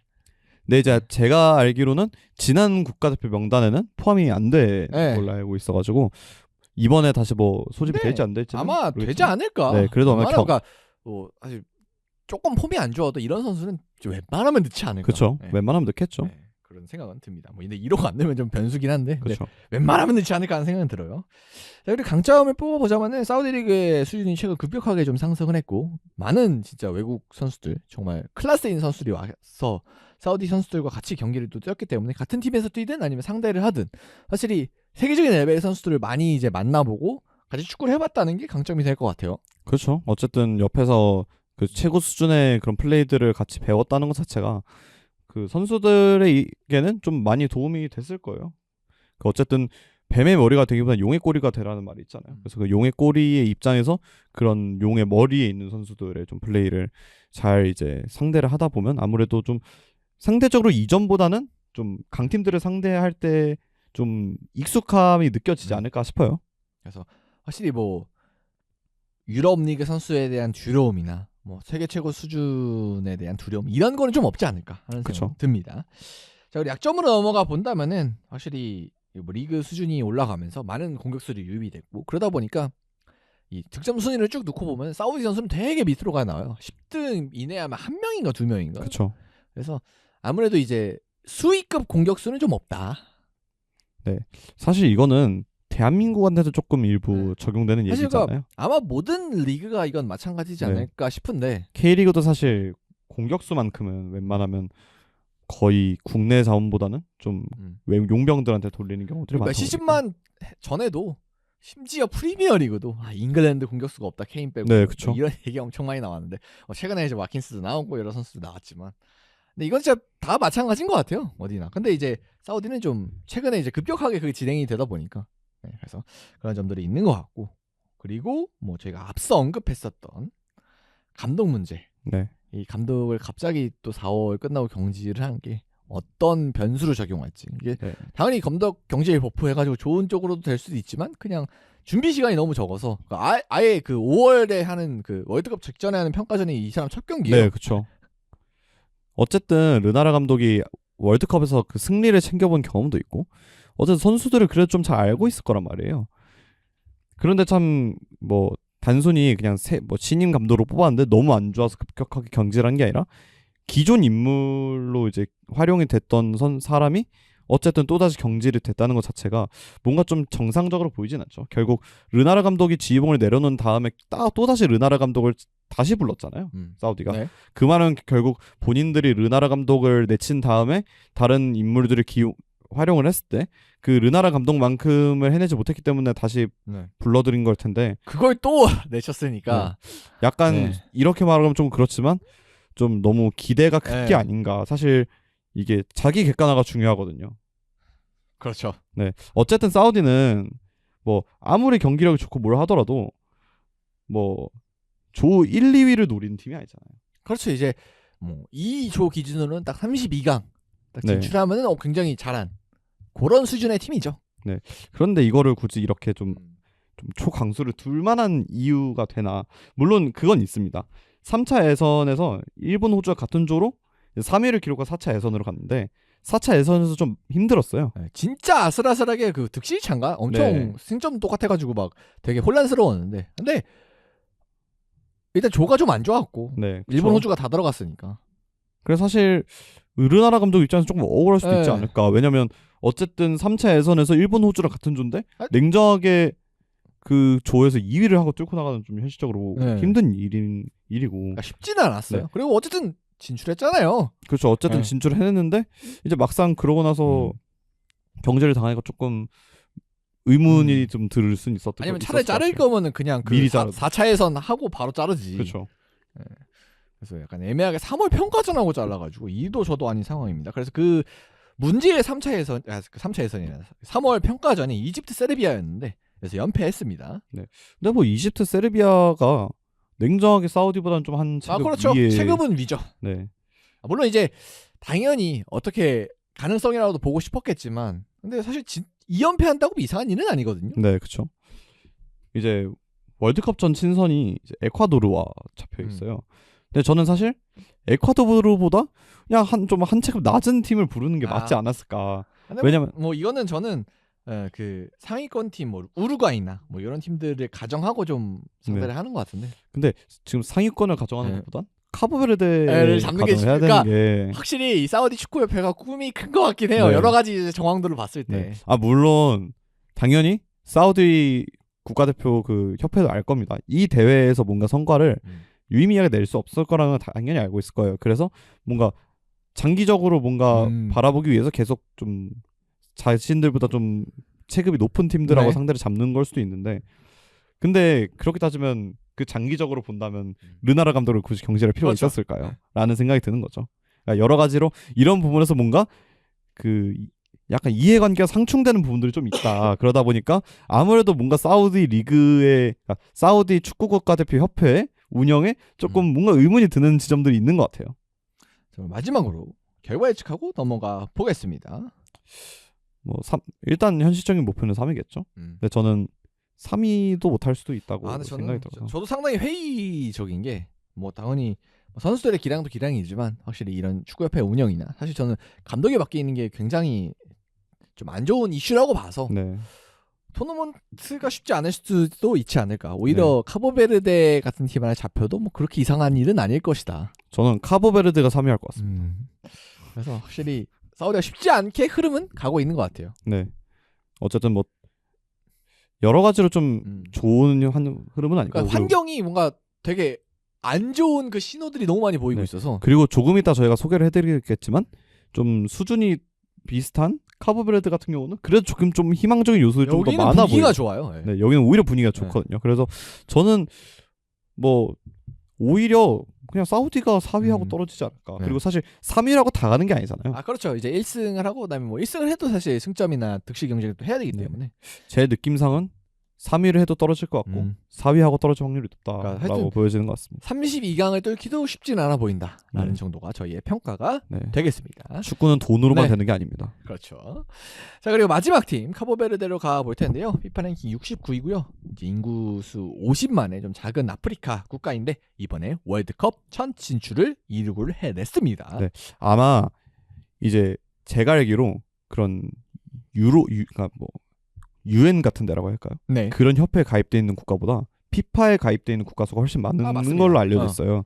아마 그래서 카보베르데라는 국가를 이번 월드컵을 통해서 처음 들어보시는 저도 분도 처음 들어봤어요. 이번. 네, 계실 거예요. 네. 그래서 이 국가가 어디에 있나를 한번 살펴보면 아프리카 대륙에서도 그 모로코랑 그쪽 서쪽에서도 좀 더 떨어진 섬 네, 국가란 말이에요. 아프리카 서쪽에 있는 섬국가라고 네. 해서 요번에 그 유튜버 빠니보트님이 그 여기 가져가지고 제가 네. 영상을 한번 찾아보고 왔었는데 가려면 이제 포르투갈 리스본에 가서 거기서 이제 비행기 갈아타고 가야 되는. 네, 맞습니다. 그래서 약간 저희가 지도에서도 좀 찾기 힘든, 그러니까 지도 그냥 저희가 어릴 때 그런 좀 세계지도 같은 네. 거 보기 마련잖아요. 그런 거 볼 때도 표시가 안 돼 있거나 음. 아니면은 그냥 뭐 그냥 섬이군 하고 넘어가는 그 음. 정도의 위치에 있는 국가인데 어쨌든 이번에 48개국으로 늘면서 처음으로 월드컵 진출을 성공해냈죠. 자, 그리고 여기 감독이 이제 부비스타라는 이름을 가진 감독님이신데 요분이 국가대표 주장 출신, 그러니까 카보베르데 국가대표 또 주장 출신으로 뭐 스페인, 포르투갈 이런 데서 뭐 뛰었다고 하는데 팀 보니까 뭐 어디 팀인지 모르겠더라고요. 네, 거의 한 뭐 네. 3, 4부 정도, 네. 2, 3부 정도 된 팀에서 뛰었던 것 같아요. 어쨌든 유럽 경험이 있고 그리고 2020년부터 감독을 했는데 그 이후에 이제 26년 월드컵 진출까지 좀 이끌게 됐습니다. 이게 얼마나 대단하냐면은 이 카보베르데가 네이션스컵은 못 갔어요. 예선에 떨어져가지고. 그렇죠. 브루나이인가 부르키나파소인가 하여튼 이상한 나라 져가지고 못 갔어요. 그래서 그런 나라인데 월드컵까지 갔다. 그리고 특히 그 월드컵 진출 과정에 있어서 세네갈이랑 같은 세네갈이나 카메룬이랑 같은 조에 있었는데 그걸 뚫고 올라왔다는 게 정말 대단한 그런 성과를 벌써부터, 그러니까 뭐 아직 경기를 하지 않았지만 벌써부터 대단하다 이렇게까지 설명을 드리겠습니다. 그렇죠. 그래서 이제 살펴보면 이제 월드컵 아프리카 예선에서 이제 D조에 위치해 있었는데 D조 1위로 이제 월드컵 진출을 이제 자력으로 성공을 해냈습니다. 아까 언급해 주셨던 대로 카메룬 같은 그런 강호들을 잡아내면서 올라왔다는 것 자체가 어떻게 보면 이 팀은 그래도 좀 사우디와 지금 보시면 피파 랭킹도 그렇게 큰 차이가 없어요. 사우디는 61위이고 카보베르데는 69위인데 그럼 거의 차이가 없다고 봐도 무방하잖아요. 그런데 흐름만 보면 그래도 좀 지금 좋은 흐름을 타고 있다라고 볼 수 있을 것 같아요. 그래서 뭐 물론 이제 홈에서 좀 좋은 성과를 계속해서 내면서 월드컵 진출에 성공을 했는데 어쨌든 그런 강팀들도 만나봤고 그리고 딱 첫 진출이란 또 의미가 크잖아요. 그래서 그런 그렇죠. 점을 좀 좋은 분위기로 해서 가면 뭐 성과를 낼 수도 있지 않을까 하는 생각은 듭니다. 그래서 아는 선수는 저희가 그냥 이름만 봐서 아는 선수는 없다고 봐야 되고요. 네. 제가 굳이 한번 찾아봤는데 와그너 피나라고 이제 트라브존스포르의 주전 풀백이 있어요. 그 선수가 뭐 리그에서 7어시스트 했으니까 뭐 공격 포인트 많이 했죠. 그래서 뭐 그런 선수가 있고 그리고 텔모 아르칸주 그리고 이제 비토리아 SC 포르투갈 리그인데 여기서 약간 스쿼드 멤버로 뛰는 선수도 있습니다. 근데 전체적으로는 이제 유럽 주요 리그 주전은 거의 없고 진짜. 네, 그렇죠. 그래서 변방 리그나 뭐 아니면 이제 아프리카 쪽에서 뛰는 뭐 그런 선수들이 주를 이루고 있습니다. 그래서 아무래도 약점으로 같이 연결하자면 좀 체급이 떨어지고 에이스가 될 만한 공격진이 없기 때문에 저희가 방금 말씀하셨던 피나 같은 선수들이 리그에서 풀백으로 7어시를 해냈다고 할지언정 이거를 받아먹을 수 있는 공격수가 사실 없다면 피나 선수의 존재감도 사라질 수밖에 없단 말이에요. 이제 그렇기 때문에 좀 이런 부분이 이제 약점으로 보일 수 있다. 근데 팬들 입장에서 하나 좀 주목해 보실 재미있을 만한 사실이 하나 있는데 이제 옛날에 그 이제 맨유에서 이제 퍼거슨이 한창 퍼거슨 감독이 좀 유망주들을 사올 때 베베르탕 조합이라고 불렀던 그 베베가 이제 카보베르데 국대입니다. 그렇군요. 네. 지금도 있나요? 네, 그러니까 22년도 피긴 하는가요? 22년도부터 국가대표 생활을 하기 시작했어요. 베베가. 근데 최근에는 폼이 조금 오락가락하는지 25년 3월 이후부터는 좀 이제 뽑히지 않았다고 합니다. 지금 높은 확률로 월드컵도 못 가겠네요. 근데 어쨌든 좀 나름 빅리그에서 뛰어봤던 경험이 있는 선수고 또 지금 제가 알기로는 소속팀에서 막 엄청 활약이 나쁘다라고 보이진 않아요. 그래서 이번에 뽑힐 수도 있다. 어쨌든 경험적으로 이런 팀들은 어쨌든 이런 선수들이 한 명씩은 필요할 텐데 어쨌든 뭐 베베가 만약에 정말 합류를 해서 그럼 좀 주목은 하긴 하겠네요. 와 베베다 하면서 그래서 하게 되면 이제 커뮤니티 같아서 와 베베다 특히 맨유 이제 커뮤니티에선 재밌는 일이 벌어질 수 있지 않을까. 그래서 이제 이런 부분에 조금 주목을 해 보시면 되지 않을까 싶어요. 뭐 그리고 이제 강점으로는 확실히 이제 카메룬 같은 팀에 또 잡아낸 경험도 있기 때문에 확실히 강팀을 어떻게 상대하는지는 좀 예선 단계에서 배울 수가 있었던 것 같고 그리고 32강은 한 팀만 잡아도 되거든요. 사우디 같은 팀만 잡아도 되기 때문에 사실 그런 부분에 있어서는 뭐 사실 다른 경기들이 빠그라지더라도 좀 동기부여는 끝까지 되지 않을까. 네, 그렇죠. 어쨌든 특히 첫 출전이기도 하고 첫 출전인데 생각보다 확률이 있어 보이는 싸움이란 말이에요. 네. 물론 스페인하고 우루과이한테는 좀 안 되겠죠. 네, 그러니까 어떻게든 비기거나 아니면은 좀 선전을 바래보는 걸로 가야겠지만 그래도 약간 저희가 앞서 이전에 프리뷰로 소개를 해드렸던 뭐 다른 뭐 이라크 이런 팀들이 네. 좀 상황이 좋단 말이에요. 뭐 세네갈, 프랑스, 노르웨이 이렇게 묶여 있는 게 아니기 때문에 이런 걸 고려한다면 카보베르데도 최근 흐름을 살려서 한번 좀 해볼 수 있다. 그리고 동기부여적인 측면에서는 아무래도 첫 출전이기 때문에 좀 출전 경험이 있던 사우디보다는 조금 더 동기부여가 좋을 수도 있다.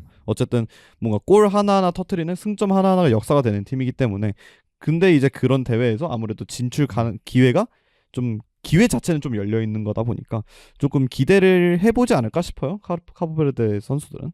그렇습니다. 그래서 1차전 이제 스페인부터 스페인, 우루과이, 사우디 순으로 가는데 네. 딱 마지막 경기만 잡아도 네. 여기선 확실히 역사가 되지 않을까. 그래서 기대가 돼요. 네. 당연히 이제 첫 번째 경기, 두 번째 경기는 어렵겠지만 확실히 카보베르데와 사우디의 경기는 좀 서로가 주목이 되지 않을까. 전 그 경기를 라이브로 시청할 의향이 있습니다. 미국에서 시청을 해보도록 하겠습니다. 그래서 확실히 이런 또 느낌은 또 재밌기 때문에 만약에 또 카보베르데가 변수 일으키면 또 진짜 큰 뉴스가 또 되겠죠. 그렇죠. 또 그런 경기들이 또 재밌어요. 월드컵에서. 그래서 H조 여기까지 다뤄봤고요. 이제 한 칸 넘어가서 한번 G조로 넘어가 보겠습니다. 자, 그럼 G조 시작해 보도록 하겠습니다. G조는 이제 벨기에, 이집트, 이란, 뉴질랜드 이렇게 배치가 되어 있습니다. 그래서 1번 시드인 벨기에부터 한번 얘기를 나눠보도록 하죠. 벨기에 피파 랭킹 9위고요. 최고 성적은 86년 그리고 2018년에 4강이 되겠습니다. 그리고 지난 대회에서는 정말 끔찍한 루카쿠의 호러쇼와 함께 조별리그에서 탈락을 했었죠. 참 놀라웠죠. 그때 진짜 루카쿠가 골을 정말 많이 못 넣었어요. 뱉어냈다고 봐도 무방합니다. 골이 다 바로 앞에서 막 하늘 위로 날리고. 네. 좀 약간 뭘 잘못 먹었나 싶었을 정도로 좀 의아한. 네, 진짜 의아한. 네. 어떻게 저렇게 못 넣을 수가 있을까? 물론 이제 벨기에 대표팀 경기력이 그 대회 전체적으로 안 좋긴 했는데 그래도 이제 16강의 기회가 있었는데 그걸 차버려가지고 그때는 이제 모로코와 크로아티아가 대신 진출을 했었죠. 전 사실 루카쿠가 막 그렇게 막 결정력이 안 좋은 선수냐고 봤을 때 오히려 결정력이 훨씬 좋은 편에 전 속하는 공격수라고 생각을 해요. 그리고 지금까지 뭐 에버튼 시절부터 뭐 좋지는 않지만 맨유 시절 이런 거 다 보면 기록 자체는 괜찮습니다. 이 선수에게 뭐 기대하는 것에 비해서 조금 아쉬움이 있고 그리고 오히려 경기 외적인 이슈가 좀 더 많죠. 네, 그리고 뭔가 큰 경기에서 조금 약하다. 좀 양악을 할 때는 좀 좋은 선수인데 좀 큰 경기에서 약하다. 이런 부분들이 좀 두드러지는 선수였는데 그래도 어쨌든 가지고 있는 툴이 워낙 좋기 때문에 좀 결정력이 좀 괜찮은 선수라고 생각을 하는데 아무래도 지난 월드컵 같은 경우는 너무 그 임팩트가 있는 장면들을 셌다 보니까 좀 그런 이미지가 굳어진 게 아닌가 싶어요. 그렇습니다. 그래서 감독은 이제 루디 가르시아라는 분이고 이제 1011 시즌에 리를 이끌고 이제 더블 기록했던 감독이고 로마, 마르세유, 리옹 뭐 이렇게 거치면서 커리어를 이뤄왔고 이제 최근에 이제 나폴리 잠깐 했는데 이제 굉장히 좋지 않았습니다. 쉽지 않았죠. 그래서 전체적으로 이제 리옹 때는 릴 때 굉장히 성공을 하셨던 분이지만 최근 커리어가 뭐 그렇게 좋다고 볼 수는 없을 것 같아요. 네, 어쨌든 클럽팀에서 계속 커리어가 떨어지고 있는 와중에 이제 국대 감독으로 이제 부임을 했죠. 이제 벨기에를 오래 이끌었던 이제 로베르토 마르티네스의 후임으로 지금 오고 있는데 사실 저희가 그 마르티네스 마게멘 시절에 그 벨기에를 보면 아 진짜 답답하다. 저 스쿼드를 어떻게 저렇게 답답하게 축구를 할 수가 있나 이렇게 불평을 했었잖아요. 근데 그 마르티네스 시절보다도 지금 승률이 좀 떨어집니다. 그러니까 루디 가르시아 감독 체제에서 전체적으로 좀 업다운이 심하죠. 시원하게 이기는 거는 이기기도 하는데 근데 뭐 사실 그 리그랜다 그 예선 단계에서도 그렇게 평탄하진 않았어요. 물론 이제 전체적으로 이제 팀들이 약해가지고 다른 팀들이 나름 쉽게 올라온 편이긴 하지만 그래도 한때 약간 위기가 될 그러니까 마지막 경기에서도 뭐 당연히 가능성이 리히텐슈타인이었나 그래서 적긴 했는데 그쵸. 거기 빠그려졌으면 아마 이제 못 갈 가능성가 2위로 떨어질 가능성도 있는 그 정도까지는 갔었습니다. 그래가지고 어떻게 보면은 당연히 만족스럽진 못하겠죠. 물론 이전보다 아자르 같은 선수들이 이제 이탈을 하고 그랬기 했고 이제 어쨌든 뭐 베르통원하고 토비 알베르토베르트 조합도 이제 이탈을 했고 그러니까 뭐 그렇기 이제 때문에 우리가 말하던 벨기에 황금 세대는 뭐 데브라이너 말고는 다 사라졌죠. 네, 그렇죠. 이제 데브라이너만 남았기 때문에 뭐 스쿼드적인 측면에서 좀 아쉬워졌을 수 있다고 할지언정 그럼에도 이제 몇 면을 살펴보면 밸런스적으로는 지금 오히려 유지가 잘 되고 있다고 좀 보여지는 스쿼드이기 때문에 좀 루디 가르시아 감독의 지금의 모습이 아무래도 만족스럽게 다가오지만은 않는 것 같아요. 그래서 뭐 벨기에 같은 경우는 최종 명단이 나왔으니까 네, 주요 선수들 살펴보면 이제 골키퍼의 쿠르투아 그렇죠. 뭐 이렇게 있고 세계 최고죠. 그리고 공격수에는 뭐 최근에 나오던 뭐 도쿠를 중심으로 해서 뭐 데케텔라르 뭐 아니면은 트로사르 뭐 이런 자원들이 있는데 특이한 건 공격수 쪽에 이제 루카쿠가 뽑혔다. 네. 뭐 오펜다가 계속 뽑혔다 왔다 갔다 했는데 결국은 루카쿠가 근데 뽑혔어요. 오펜다는 진짜 유벤투스 이적이 정말 독이 됐고 그쵸. 정말 안 좋았기 때문에 한 골인가 못 넣었나 리그에서 하여튼 굉장히 좋지 않아서 시간도 천분이 안 돼요. 출전 시간도. 그래서 못 뽑히는 게 이해는 간다. 네, 루카쿠는 뭐 루카쿠도 물론 시간을 많이 보여받지는 못했습니다. 근데 뭐 이건 경기 외적인 이슈니까 네, 그렇죠. 최근에. 그래서 루카쿠가 뽑혔고 그래 미드필더에는 이제 케빈 다이브라이너랑 그다음에 오나나 그리고 아스톤 빌라의 틸레망스 이렇게 해서 중원이 상당히 좀 강점이 있습니다. 물론 뭐 후보군까지 가면은 당연히 뭐 음. 프랑스 아니면 뭐 포르투갈 이런 엄청나게 수준급의 팀에 비해서는 조금 떨어지는 게 사실이긴 한데 주전 라인업만 보면 아직 여전히 탄탄해요. 지금 주전으로 아마 오나나 틸레망스 그리고 이선에는 케빈 더브라이너가 배치될 네. 확률이 높은데 일단 틸레망스와 오나나는 아스톤 빌라에서도 주전 조합으로 활약을 하고 있죠. 그래서 호흡적인 측면에서는 거의 매 순간 맞춰오는 선수들 조합이기 때문에 별로 전혀 문제가 될 게 없어 보이고 일단 틸레망스의 폼도 지금 시즌 내내 괜찮고요. 그다음에 더브라이너도 신체적인 능력이 이전보다는 떨어졌다고 하지만 나폴리에서의 모습 보면 아직 여전히 예. 죽지 않았다. 아직 역시 클래스는 영원하다는 걸 보여주고 있기 때문에 그래서 아마 미드필더만 잘 가동이 되면 그래도 좀 괜찮은 성적을 기대해 볼 수 있지 않을까라는 기대가 느껴지는 것 같아요. 뭐 그리고 수비 라인도 뭐 여태까지 계속해서 뭐 약점이라고 주목은 계속해서 받았었는데 그래도 막심 테아트나 아니면 더바스트 뭐 네. 이런 자원들이 또 떠오르고 있으니까 네. 확실히 수비도 뭐 뛰어나다고 볼 수는 없지만 옛날보단 낫다. 네. 일단 토비랑 베르통원이 좀 폼이 떨어지기 시작한 시점부터가 저는 벨기에의 스쿼드의 좀 불균형이 시작된 시점이라고 보여지는데 어쨌든 이들이 떨어지면서 뭐 데나이어 같은 자원들이 조금 왔다 갔다 하긴 했지만 그것도 결국은 그때마다 항상 문제가 됐던 게 왼쪽 풀백이 없어서 네. 그래서 이제 뭐 항상 센터백이 항상 땜빵을 갔잖아요. 네, 그래서 베르통원이 무조건 왼쪽 풀백을 가거나 혹은 어쩔 수 없이 울며 겨자 먹기로 3백을 사용을 하는 경우들이 있었어요. 카라스코 이런 자원들이 윙백으로 가고 네, 생각이 좀 나네요. 예. 네. 그나마 이제 있었던 윙백 중에 하나가 이제 조르당 루카쿠라고 네. 이제 루카쿠의 친동생이 이제 왼쪽 풀백으로 뛴 경우가 있었는데 그것도 사실 이 선수가 엄청 잘해서라기보다는 정말 자원이 없어서라고 봐야 됐었단 말이에요. 근데 지금은 보면 그래도 지금 브라이턴에서 뛰고 있는 막심 더 카이퍼르 선수가 네. 브라이턴에서 굉장히 안정적으로 물론 주전으로는 이제 카디올루한테 좀 밀려서 이제 준주전으로 활약을 하고 있지만 그래도 나올 때마다 좀 안정적인 모습이거든요. 막 어디 하나 튀는 모습이 없고 그리고 이제 우풀백 같은 경우는 뭐 카스타뉴가 풀러면서 워낙 잘해주고 있고 그다음에 조금 더 넓혀보면 메니에까지도 벨기에 국대로 나왔을 때는 메니에도 좀 괜찮은 편이에요. 그래서 풋백은 주로 뭐 더카이퍼르 그다음에 데바스트 뭐 그다음에 테아트 뭐 이렇게 카스타뉴까지도 이렇게 좀 4명이 나올 확률이 높아 보이는데 이 4명도 좀 다른 팀들에 비해서 아쉽다 정도지 그냥 4명의 개개인 몇몇만 놓고 봤을 때는 그래도 꽤나 희망적인 수비 진이다. 이전에 벨기에의 수비 불안을 생각했던 거에 비해서는 그래도 꽤나 나아졌다라고 볼 수 있을 것 같아요. 그래서 종합적으로 정리하면 체급이 좋다라는 거예요 결국. 그래서 당연히 뭐 프랑스나 이런 우승권 팀 정도는 아니지만 사실 그 밑에 정도의 전력은 유지를 하고 있고 그리고 확실히 맨 밑에 있는 쿠르투아가 버티고 있기 때문에 확실히 이런 종합적으로 봤을 때 체급 자체는 진짜 수위권 팀에 경쟁할 수 있을 만한 그런 네. 체급은 지니고 있고 이게 가장 큰 강점이 되겠습니다. 네.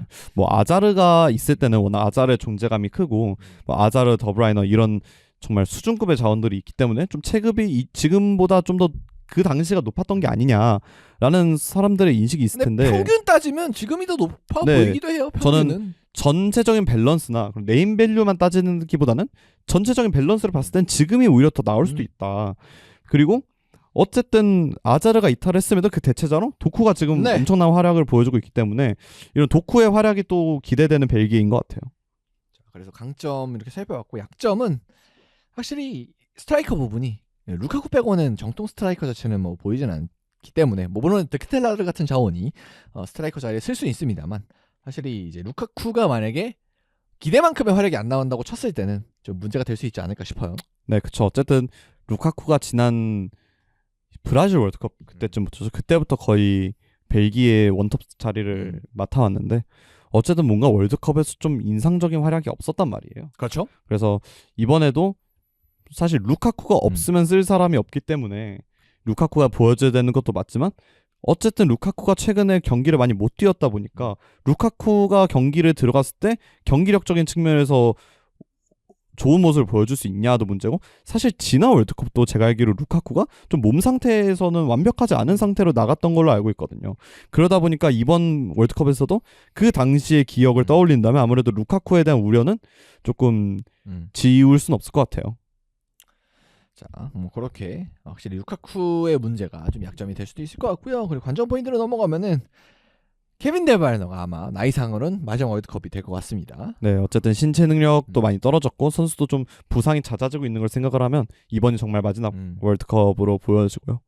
그래서 이 선수의 정말 마지막이 어떻게 장식될까. 어쨌든 나폴리에서도 그 파이널 서드를 향한 뭐 키패스나 이런 부분에서는 여전히 네. 좋은 모습이고 경기력 중에서도 뭔가 좀 신체적인 능력이나 이런 거를 요구를 하기가 좀 어려워졌을 뿐이지 여전히 그 도사 기질을 보여주고 있단 말이에요.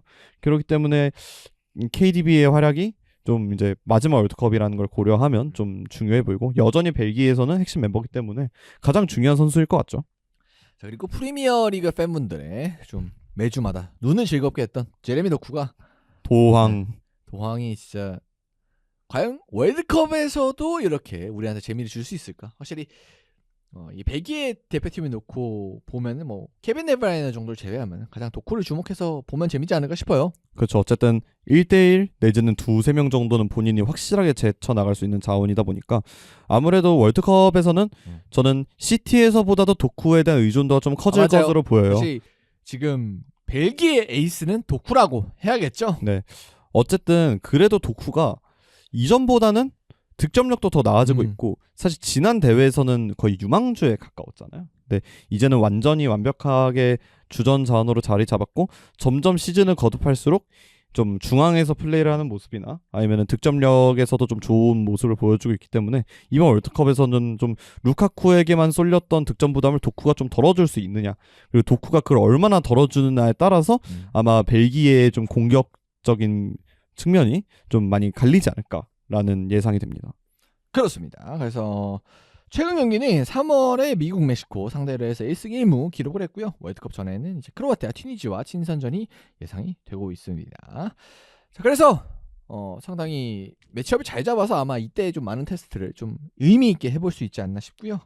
예상 정적 한번 언급을 해보고 저희가 마치도록 하겠습니다. 벨기에. 저는 16강은 충분히 갈 수 있는 팀이라고 생각을 해요. 그리고 어쨌든 토너먼트를 올라갔을 때는 또 토너먼트에서는 또 괜찮은 모습들이 있었단 말이죠. 이런 것들을 고려하면 어쨌든 뭐 일단은 이제는 조별리그를 뚫는 거는 그렇게 큰 문제로 보이지 않아 보이고 특히 뭐 같이 조로 묶인 뭐 이집트, 이란, 뉴질랜드 사실 벨기에 입장에서는 오히려 떨어지면 이상한 그렇죠. 조란 말이죠. 뭐 앞서 소개해드렸던 저희가 H조보다도 좀 스페인, 우루과이 묶였던 거에 비해서는 벨기에 상황이 조금 더 나아 보이는 것도 사실이고요. 가야 돼요. 네. 그리고 어쨌든 뭐 쿠르투아라는 엄청난 골키퍼가 있고 또 데오라이너처럼 한 방을 해줄 수 있는 자원들 그리고 도쿠처럼 공격진에서도 정말 무에서 유를 창조해낼 수 있는 자원들이 뭐 골키퍼부터 이제 한 라인마다 한 명씩 있다 보니까 토너먼트에 올라가면 이들의 존재감 더욱더 빛을 발할 거고요. 그러다 보니까 토너먼트에만 올라간다면 저는 꽤나 좋은 성적을 낼 수 있을 것 같아서 뭐 16강에서 8강까지는 갈 수 있지 않을까. 다만 그 위쪽까지는 아무래도 좀 다른 팀들의 책임이 워낙 높다 보니까 8강 정도가 가장 현실적인 목표이지 않을까 싶어요.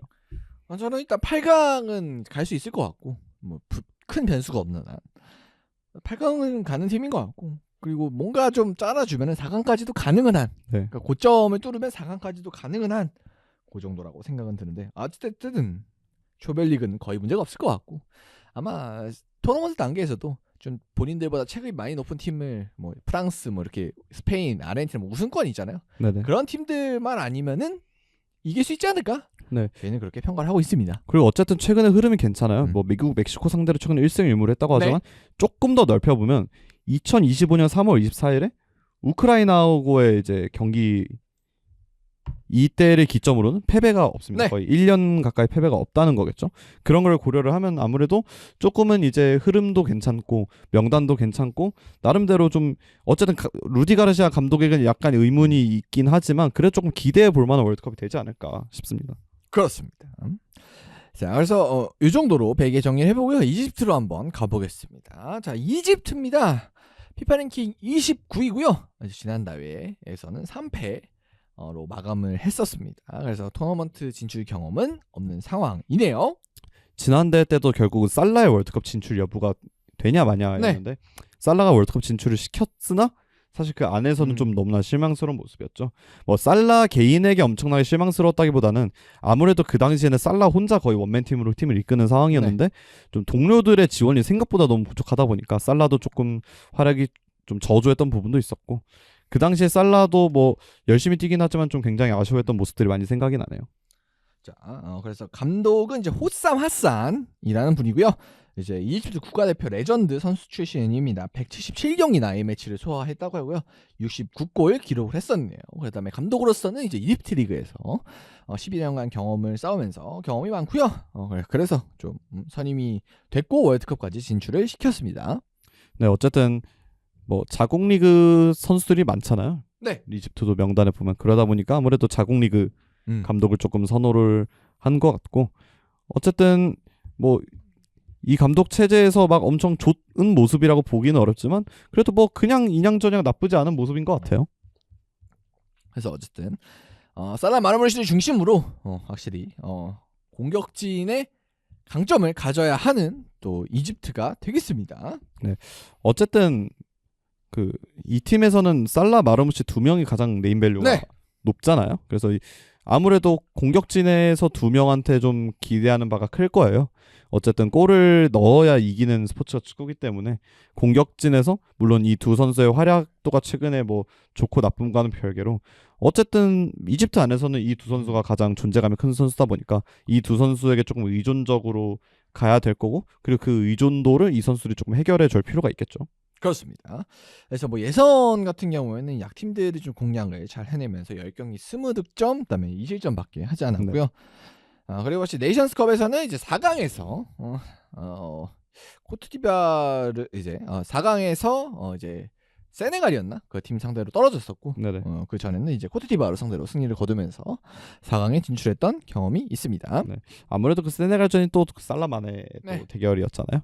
근데 어쨌든 거기서는 좀 차이가 좀 났어요 거긴. 네, 그럴 수밖에 없었던 게 아무래도 이제 세네갈이 조금 더 체급이 그 좀 공수양면으로 좀 높은 편이다 보니까 뭐 이 부분에 있어서는 어떻게 보면 어쩔 수 없는 부분이었다. 근데 또 반대로 얘기하면 이제 약팀은 굉장히 잘 잡는데 또 강팀 상대로는 결국은 그 스쿼드적인 차이를 극복해내지 못하고 있다는 게 이집트의 좀 약점으로 보일 수 있을 것 같아요. 이게 참 어려워요. 그렇죠. 본인보다 체급이 높은 상대를 상대로 좀 잘 해내는다는 게 원래 어려운 거고 그리고 체급이 이제 밀리다 보면은 아무래도 살라 마르무시가 뭐 모든 걸 다 해줄 수는 없기 때문에 좀 더 이 선수들에 대한 의존도도 높아지고 부담도 더 가고 해가지고 어쨌든 이 점이 아직까지 숙제긴 합니다. 살라 마르무시가 뭔가 안 좋을 때 아니면 팀이 전체적으로 안 좋을 때 살라 마르무시가 어떻게 해줘야 되는지 이런 거는 좀 아직 조금 더 발전해야 되는 이집트가 되겠습니다. 자, 그래서 관전 포인트를 잡으라면 이거 팀은 또 경기 외적으로 좀 주목을 받는데 러시아랑 진 선수를 잡았어요. 참 이런 거 보면 신기한 것 같아요. 굳이? 네, 다른 팀들도 있을 텐데 말이죠.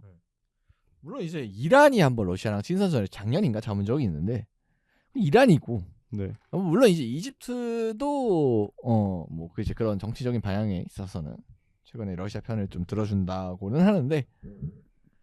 근데 하여튼 이걸로 좀 말이 좀 많이 나오고 있습니다. 근데 굳이 그 월드컵에 48개국이나 출전하는데 굳이 물론 러시아가 그 안 나오는 팀들 중에서 좀 좋은 약간 체급을 가진 팀이긴 해요. 스파링하기 좋은. 네, 그렇죠. 그거에 틀린 건 아닌데 그 스파링을 굳이 러시아하고 해야 되나라는 생각은 좀 지울 수가 없죠. 뭐 러시아가 좀 더 돈을 준다고 할 수도 있겠지만 어쨌든 뭐 어쨌든 결정은 됐고 뭐 잘 할 것 같고요.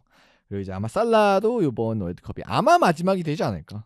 네, 아무래도 나이가 네. 이제 92년생이기 때문에 또 다음 월드컵으로 가면 거의 30대 후반을 바라보고 있고 쉽지 않겠죠. 그리고 지금 살라의 폼을 생각하면 아무래도 이제 좀 신체적인 저하가 좀 뚜렷하게 찾아오는 시기인 건 맞잖아요. 그런 걸 고려하면 아마 이번이 좀 마지막 월드컵이 될 확률이 높지 않을까 싶습니다.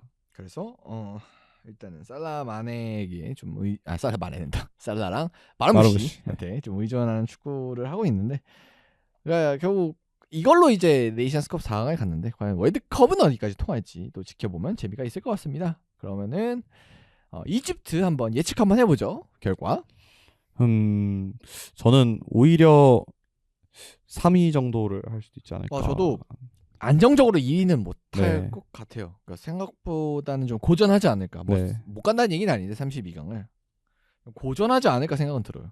네, 저도 사실 고전할 확률이 좀 더 높다고 보여지는 게 어쨌든 지난 월드컵에서도 그때는 살라밖에 없긴 했지만 그렇죠. 살라를 원맨 팀이었는데도 사실 좀 무기력하게 무너졌잖아요. 3패했었죠? 네, 물론 지금 마르무시가 합류를 하긴 했습니다만 또 이집트가 또 살라 원맨 팀인 거에 비해서는 네이션스컵 이런 데 성과를 좀 잘 내다가도 또 월드컵에서는 또 좋지 못했단 말이죠.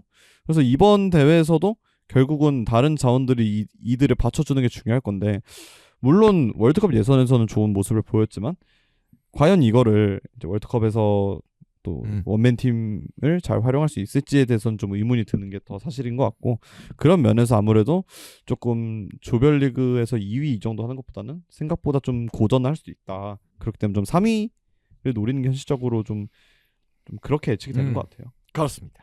그래서 여기까지 좀 정리를 해보고요. 다음 팀으로 가보겠습니다. 다음 팀 이제 이란이고요. 피파 랭킹 21위 상당히 높습니다. 그래서 지난 월드컵에서는 조별리그에서 탈락을 했었고 역대 최고 성적도 조별리그입니다.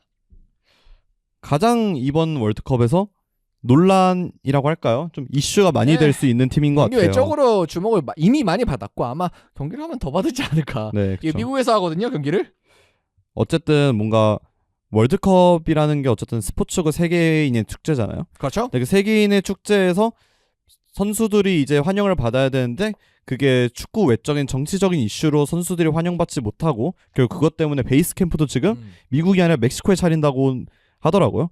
그런 점들을 이제 선수들이 고스란히 그거를 감당을 해내야 된다는 것 자체가 좀 아무래도 피파 입장에서도 그렇고 축구계 입장에서 봤을 때 그렇게 좀 좋은 그림이라기보다는 좀 안타까운 그렇죠. 네, 그림인 것 같아요. 그래서 감독은 아미르 갈레노이 감독이고요. 레전드 선수 출신으로 자국 리그에서 좋은 모습을 보여준 감독이 되겠습니다. 네. 마침 준우승 준결승 진출을 이끈 경험이 또 있다고 하네요. 네. 어쨌든 저희가 이란을 생각하면 가장 떠오르는 감독은 아마 케이로스 그렇죠. 감독이겠죠. 주먹 감자. 네, 좀 케이로스 감독이 사실 저희한테 주먹 감자 좀 늪축구 막 그 눕방 이런 그렇죠. 걸로 되게 유명한데 사실 케이로스 감독은 유럽 축구계에서 굉장한 레전드 중에 퍼거슨 사단이었잖아요. 네, 퍼거슨의 수석 코치였던 감독이고 어쨌든 레알 마드리드 감독 한 시즌간 했었어요.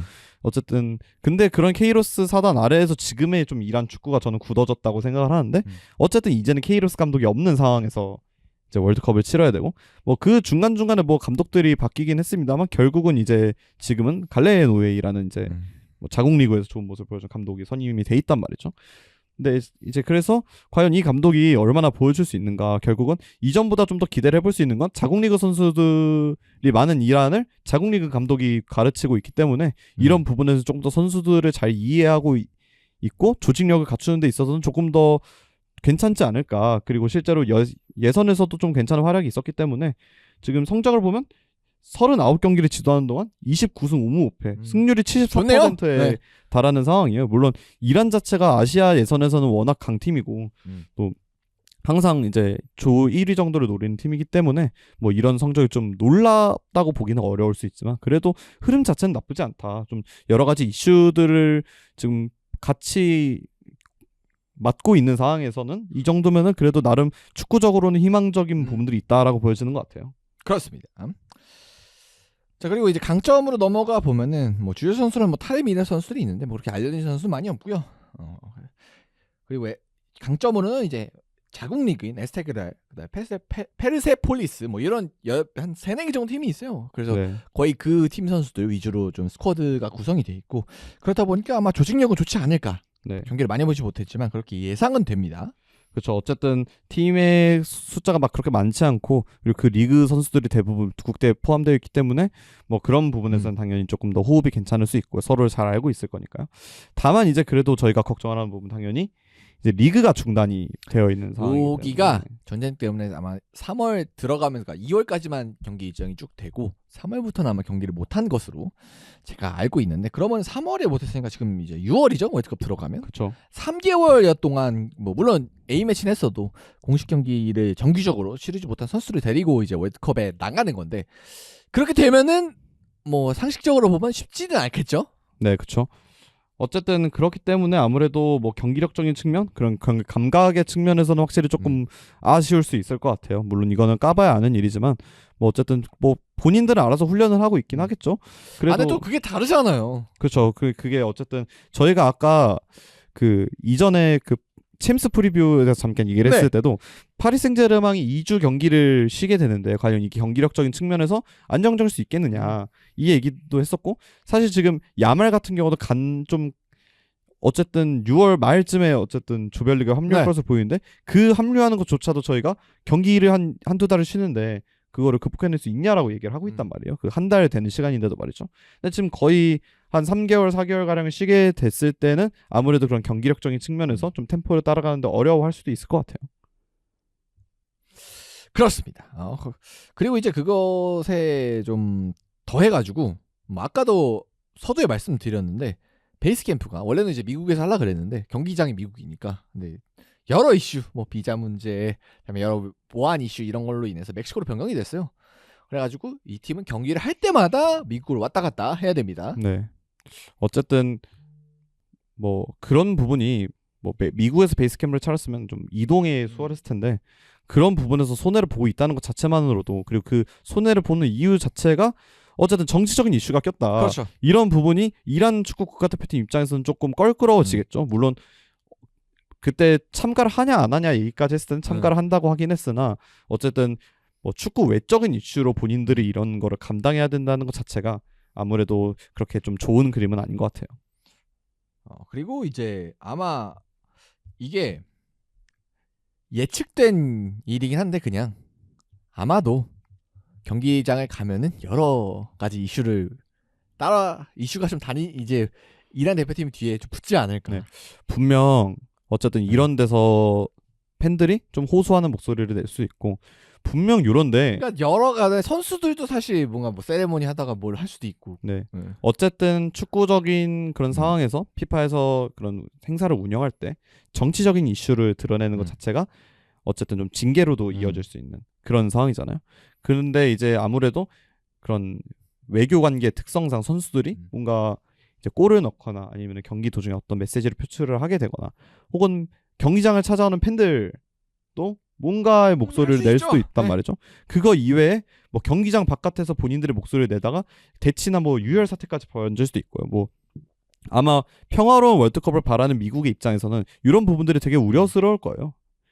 그래서 그나마 이제 베이스 캠프가 좀 다 이제 바뀐 게 그런 부분에 있어서는 다행이라고 봐야 되는데 여기도 진짜 LA는 그나마 좀 가까운데 시애틀 가면 한 3시간 정도 비행기 타고 가야 된다고. 네, 그렇죠. 그래가지고 좀 영향은 확실히 있을 것 같습니다. 그리고 어쨌든 팬들이 거의 찾아오지 못할 확률이 높잖아요. 이란 사람은 못 온다고 봐야죠 미국에. 네.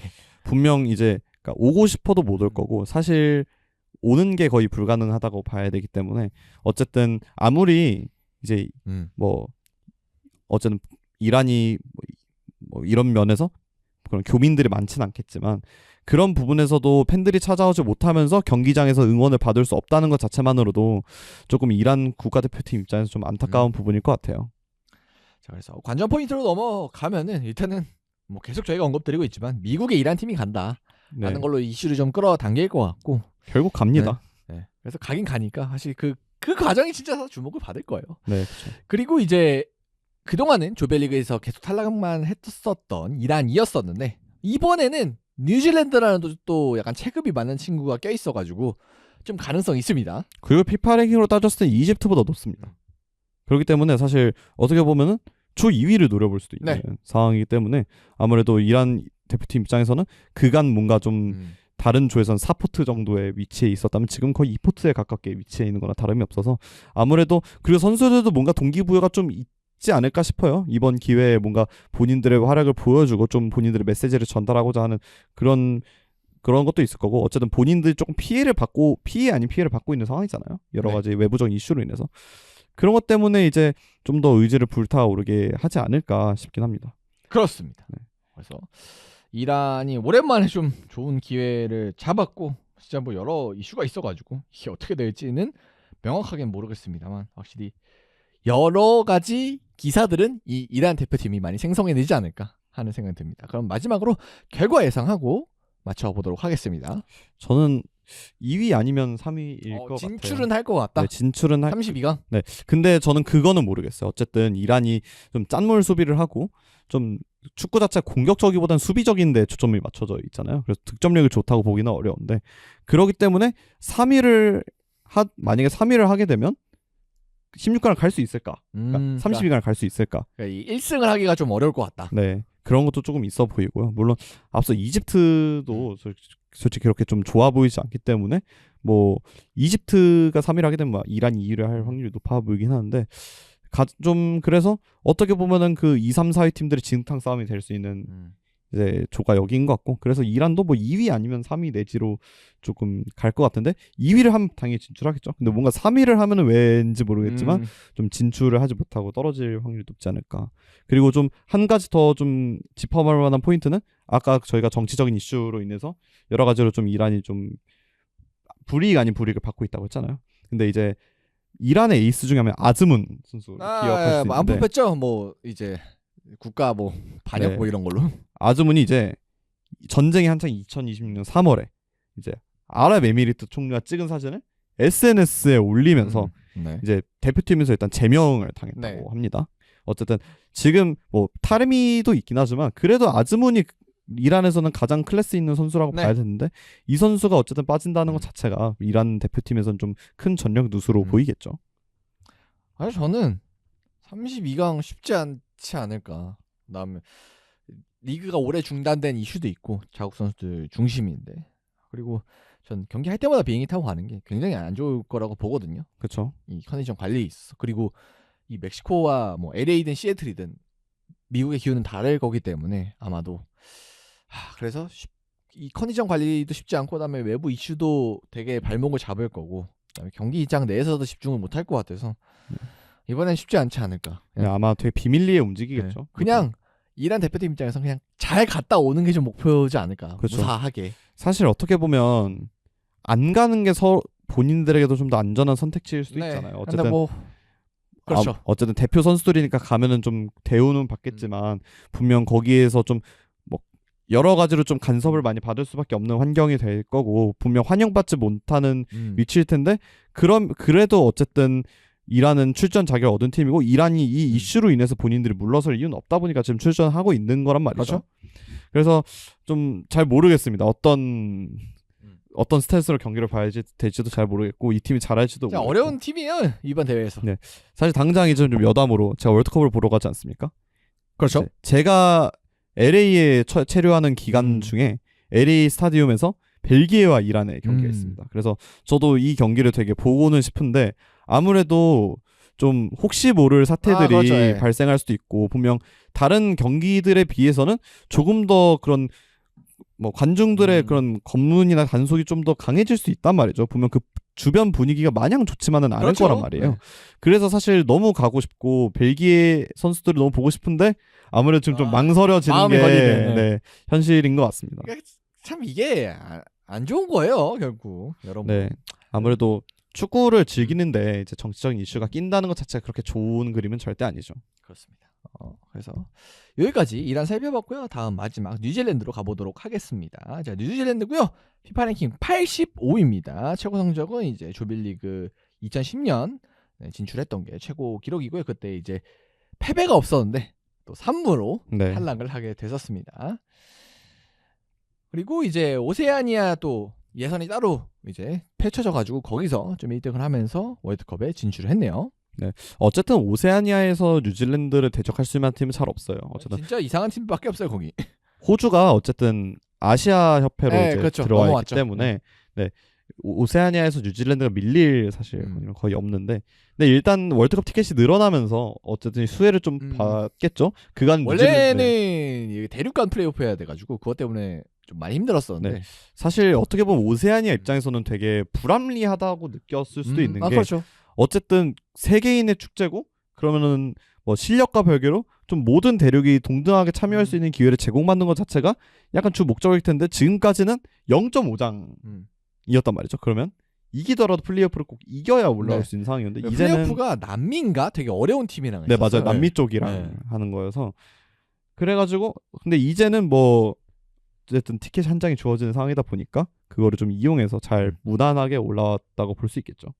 그렇습니다. 그래서 감독은 데런 베이즐리라는 분이고요. 오랜 기간 여기도 뉴질랜드 연령별 대표팀 이제 지도하셨던 분이고 23년부터 A 대표팀이 이끌었고요. 오세아니아 예선에서 전승으로 뉴질랜드의 월드컵 진출을 이끌었습니다. 네, 어쨌든 뭐 이끈 기간도 꽤나 길고 그 다음에 연령별 대표팀부터 거쳐왔다는 걸 생각하면 아까 저희가 소개해드렸던 스페인의 사례가 조금 생각이 나죠. 그런 거를 생각을 해보면 이제 협회가 무엇을 원하는지 그리고 본인들이 무엇을 하고자 하는지를 조금 더 잘 알고 있을 거고 그게 아마 오세아니아 예선의 전승으로 나타났을 거라고 생각을 하고요. 그래서 뭐 지금 피파 랭킹 자체는 되게 낮게 돼 있는데 사실 피파 랭킹 자체가 뭐 엄청나게 전 유의미한 수치라고 생각을 안 하거든요. 어쨌든 뉴질랜드는 지금까지는 좀 약팀에 가까웠던 팀이고 당장 최근에 성적이 엄청 좋았다 할지언정 이게 쉽게 순위에 반영되기도 어려울 뿐더러 뉴질랜드가 상대하는 팀들이 워낙 피파 랭킹이 낮다 보니까 이런 부분에서는 뉴질랜드가 실력에 비해서는 조금 손해를 보고 있는 저평가를 받고 있는 부분이 있다고는 생각을 해요. 그리고 어쨌든 주요 선수들을 보면 꽤나 빅리그에서 뛰는 선수들도 있고요. 그렇기 때문에 생각보다 저희가 생각하는 뉴질랜드 인상에 비해서는 여러 가지 조직력적인 측면이나 좀 선수단 구성 그리고 감독의 경험을 고려를 해봤을 때는 괜찮은 팀일 수도 있겠다라는 생각이 좀 드는 것 같아요. 그래서 주요 선수를 보면 일단 크리스 우드 노팅엄에 있는 그 선수가 중심이 되겠고요. 그리고 마르크 스타맨이라고 이제 챔피언십 스완지에서 뛰는 미드필더 있고, 그다음에 타일러 빈돈이라고 이제 노팅엄 원소속 선수인데 셰필드 유나이티드로 임대 가 있는 뭐 그런 선수도 있습니다. 그리고 칼럼 맥코아 이렇게 덴마크 리그에서 이제 실크보르라는 팀 주전 공격형 미드필더 뭐 이런 정도가 있겠고, 그래서 전체적으로 빅리거는 크리스 우드밖에 없긴 하지만 약간 그 빅리거 언저리에 뭐 챔피언십이나 유럽 변방 리그들에서 뛰는 선수들은 좀 있다. 네. 그다음에 주요 이제 그 밑으로 내려가면 이제 호주 리그에서 뛰는 선수들 위주로 좀 구성이 되어 있습니다. 어떻게 보면 이런 거를 봤을 때는 유럽 무대에 대한 경험은 이란하고 이집트보다도 조금 더 낫다고 볼 수 있겠죠. 뭐 이란이나 이집트가 조금 더 피파 랭킹이 높다고는 하지만 뭐 이런 부분에 있어서 선수단에서 뉴질랜드가 엄청 밀리는 선수단이냐 이렇게 보기는 좀 어려울 것 같고 그렇기 때문에 뉴질랜드도 이번 월드컵을 되게 희망적으로 보고 있을 수도 있다. 흔히 말해서 벨기에를 빼면 모두가 해볼 만한 싸움이다라고 노리는 좋을 것 같아요. 그렇습니다. 그래서 뉴질랜드도 확실히 가능성이 있는 정도의 스쿼드 구성을 가지고 있고, 그리고 크리스 우드가 뭐 이번 시즌에 전체적으로 놓고 보면 폼이 그렇게 좋지는 않은데 그래도 최근에 다시 경기를 뛰고 있고, 그리고 폼을 서서히 회복하는 기간에 있으니까 아마 크리스가 좋았을 때로 돌아간다면은 큰 도움이 될 것 같아요. 네, 어쨌든 크리스 우드가 저희에게 뭔가 조금 매스컴을 타고 좀 알려진 대대적으로 알려진 거는 지난 시즌이 되겠죠. 지난 시즌에 프리미어리그에서 엄청난 득점 행진을 보이면서 좀 계속 좀 팬들의 팬들의 입에 오르내리락 하고 있는데 사실 크리스 우드가 되게 이전부터 뉴질랜드 국가대표팀에서는 이제 1옵션 스트라이커였어요. 그래서 국가대표 경험 자체는 굉장히 많은 선수이고 또 국가대표에서 가장 많은 득점을 기록하고 있는 선수이기 때문에 아마 이 선수에게 좀 걸어봐야 되겠죠. 그렇습니다. 자, 그리고 저는 이 뉴질랜드 축구협회에게 상당히 좀 인상적이었던 게 지난해, 그러니까 2025년부터 뭐 코트디바르, 노르웨이, 콜롬비아, 에콰도르, 칠레 이렇게 약간 본인들보다 강한 팀들을 친선전을 많이 잡았어요. 그래서 뭐 지기도 많이 졌는데 확실히 좀 친선전을 퀄리티가 있는 경기들을 많이 했었던 만큼 뭔가 발전하지 않았을까? 뭐 이거 뇌피셜입니다. 경기를 제가 다 보진 않아서. 근데 그렇지 않았을까 싶긴 하거든요. 어쨌든 뭐 대한민국도 항상 지적을 받는 게 뭔가 생각보다 평가정 상대들이 너무 약하다. 너무 홈에서 많이 한다. 이런 부분들이잖아요. 근데 이런 거와 비교해서 좀 강한 상대를 잡을 수 있다는 것 자체가 어쨌든 협회의 의지가 좀 있어 보이는 것 같고 이런 부분들 자체는 굉장히 좋은 면으로 보여져요. 어쨌든 뭐 벨기에를 현실적으로 이기기는 어렵겠지만 어쨌든 벨기에하고도 경기를 해야 되는 이긴다는 마인드로 경기를 하게 될 텐데 그렇죠. 네, 이런 부분에 있어서 그간의 좀 강팀들과의 경험 자체는 꽤나 좋은 자산으로 작용될 가능성이 높다라고 보여지는 것 같아요. 그렇습니다. 근데 반면에 이제 약점이라고 본다면 뭐 크리스 우드 얘기했고 저희가 유럽 뛰는 선수들 몇 명 얘기하긴 했는데 그 외에는 거의 호주 리그나 뭐 이렇게 좀 떨어지는 리그에서 뛰고 있고 그러다 보니까 전반적인 체급은 좀 낮다 확실히. 네. 그래서 피파 랭킹이 이렇게 낮은 만큼 그러니까 선수들의 평균적인 전력은 아무래도 제일 떨어지지 않을까 2대 팀 중에 조별 리그에서 뭐 그렇게 생각은 듭니다. 그래서 최근 경기가 이제 3월달에 핀란드 칠레 상대로 1승 1패를 했었고요. 그리고 월드컵 전에는 IT 그리고 무려 잉글랜드와 평가전을 갔습니다. 네, 어쨌든 본인들보다 어쨌든 한 체급 좀 낮은 상대라고 보여지는 IT가 있고 물론 IT하고 비교를 했을 때는 IT도 꽤나 좀 뭐 이시도르 같은 자원들이 있다 보니까 생각보다는 좀 비슷한 매치업이라고 네. 볼 수 있는데 본인들과 어쨌든 좀 비슷한 상대 그리고 본인보다 한 수 높은 한 두 수 정도 높은 상대랑 매치업을 한다는 것 자체가 굉장히 저는 그 조별리그 구성에 맞춰서 상대 선정을 잘했다. 어쨌든 뭐 뉴질랜드가 지금 네 팀 중에는 굉장히 피파 랭킹상으로도 그렇고 가장 낮은 위치에 있어 그렇죠. 보여도 그래도 이란, 이집트 정도면 다른 국가들, 다른 조들의 국가들보다는 좀 할만한 편이라고 보여지는 상대인 건 부정할 수 없고 벨기에는 어쨌든 최정상급에 있는 팀이다 보니까 네. 딱 본인들하고 조금 상대해볼 법한 팀들 한 경기 그리고 본인들보다 체급이 높은 팀들 딱 한 경기에서 뭔가 모의고사를 치르는 가장 적합한 상대들로 고르지 않았나라는 생각이 들어요. 이런 걸 보면은 지금까지 뭐 강팀들을 좀 잡아왔던 뉴질랜드 협회의 좀 움직임 그리고 이번까지 본다면 꽤나 협회의 좀 움직임이 괜찮아 보인다고 볼 수가 있겠네요. 자, 그래서 마지막으로 결과를 좀 보자면은 과연 이제 뉴질랜드 입장에서는 토너먼트 진출이 결국 목표일 텐데 1차적으로 가능할까요? 저는 가능할 수도 있다고 봐요. 저도 가능할 거야. 물론 이제 무조건 간다 이런 건 절대 아니지만 이란이나 뭐 아니면 뭐 길게 보면 그 위쪽까지도 비벼볼 수 있지 않을까 이집트까지. 네, 저희가 아까 이집트를 제가 예상한 한 3위 정도 네. 예상을 했는데 뭐 그게 뭐 꼭 누가 2위, 3위, 4위 네. 한다라기보다는 그냥 그 정도로 누가 확실하게 2위를 할 수 있는 팀이 없다라는 거예요. 네네네. 그러니까 어느 팀도 2위를 노려볼 수 있단 말이죠. 그렇기 때문에 뉴질랜드도 어쨌든 뭐 선수들이 아예 없는 것도 아니고 뭐 우드가 최근에 좀 올 시즌에는 폼이 좀 좋지 않았다 할지라도 네. 어쨌든 이 선수는 경험이 많은 선수고 그런 거를 고려하면 뭐 여러 가지로 봤을 때 생각보다 다른 조에 속해 있는 거보다는 이 조가 훨씬 더 나아 보인다. 그렇기 때문에 아무래도 뉴질랜드도 좀 생각보다 높은 목표를 좀 위치를 바라보고 있지 않을까라는 생각이 들긴 해요. 그렇습니다. 그래서 이렇게 G조까지 쭉 다 네 팀 모두 살펴봤고요. 그래서 여기까지 정리를 하고 다음에 또 다음 조 두 조로 한번 돌아와 보도록 하겠습니다. 그럼 저희 여기서 물러갈게요. 감사합니다. 감사합니다.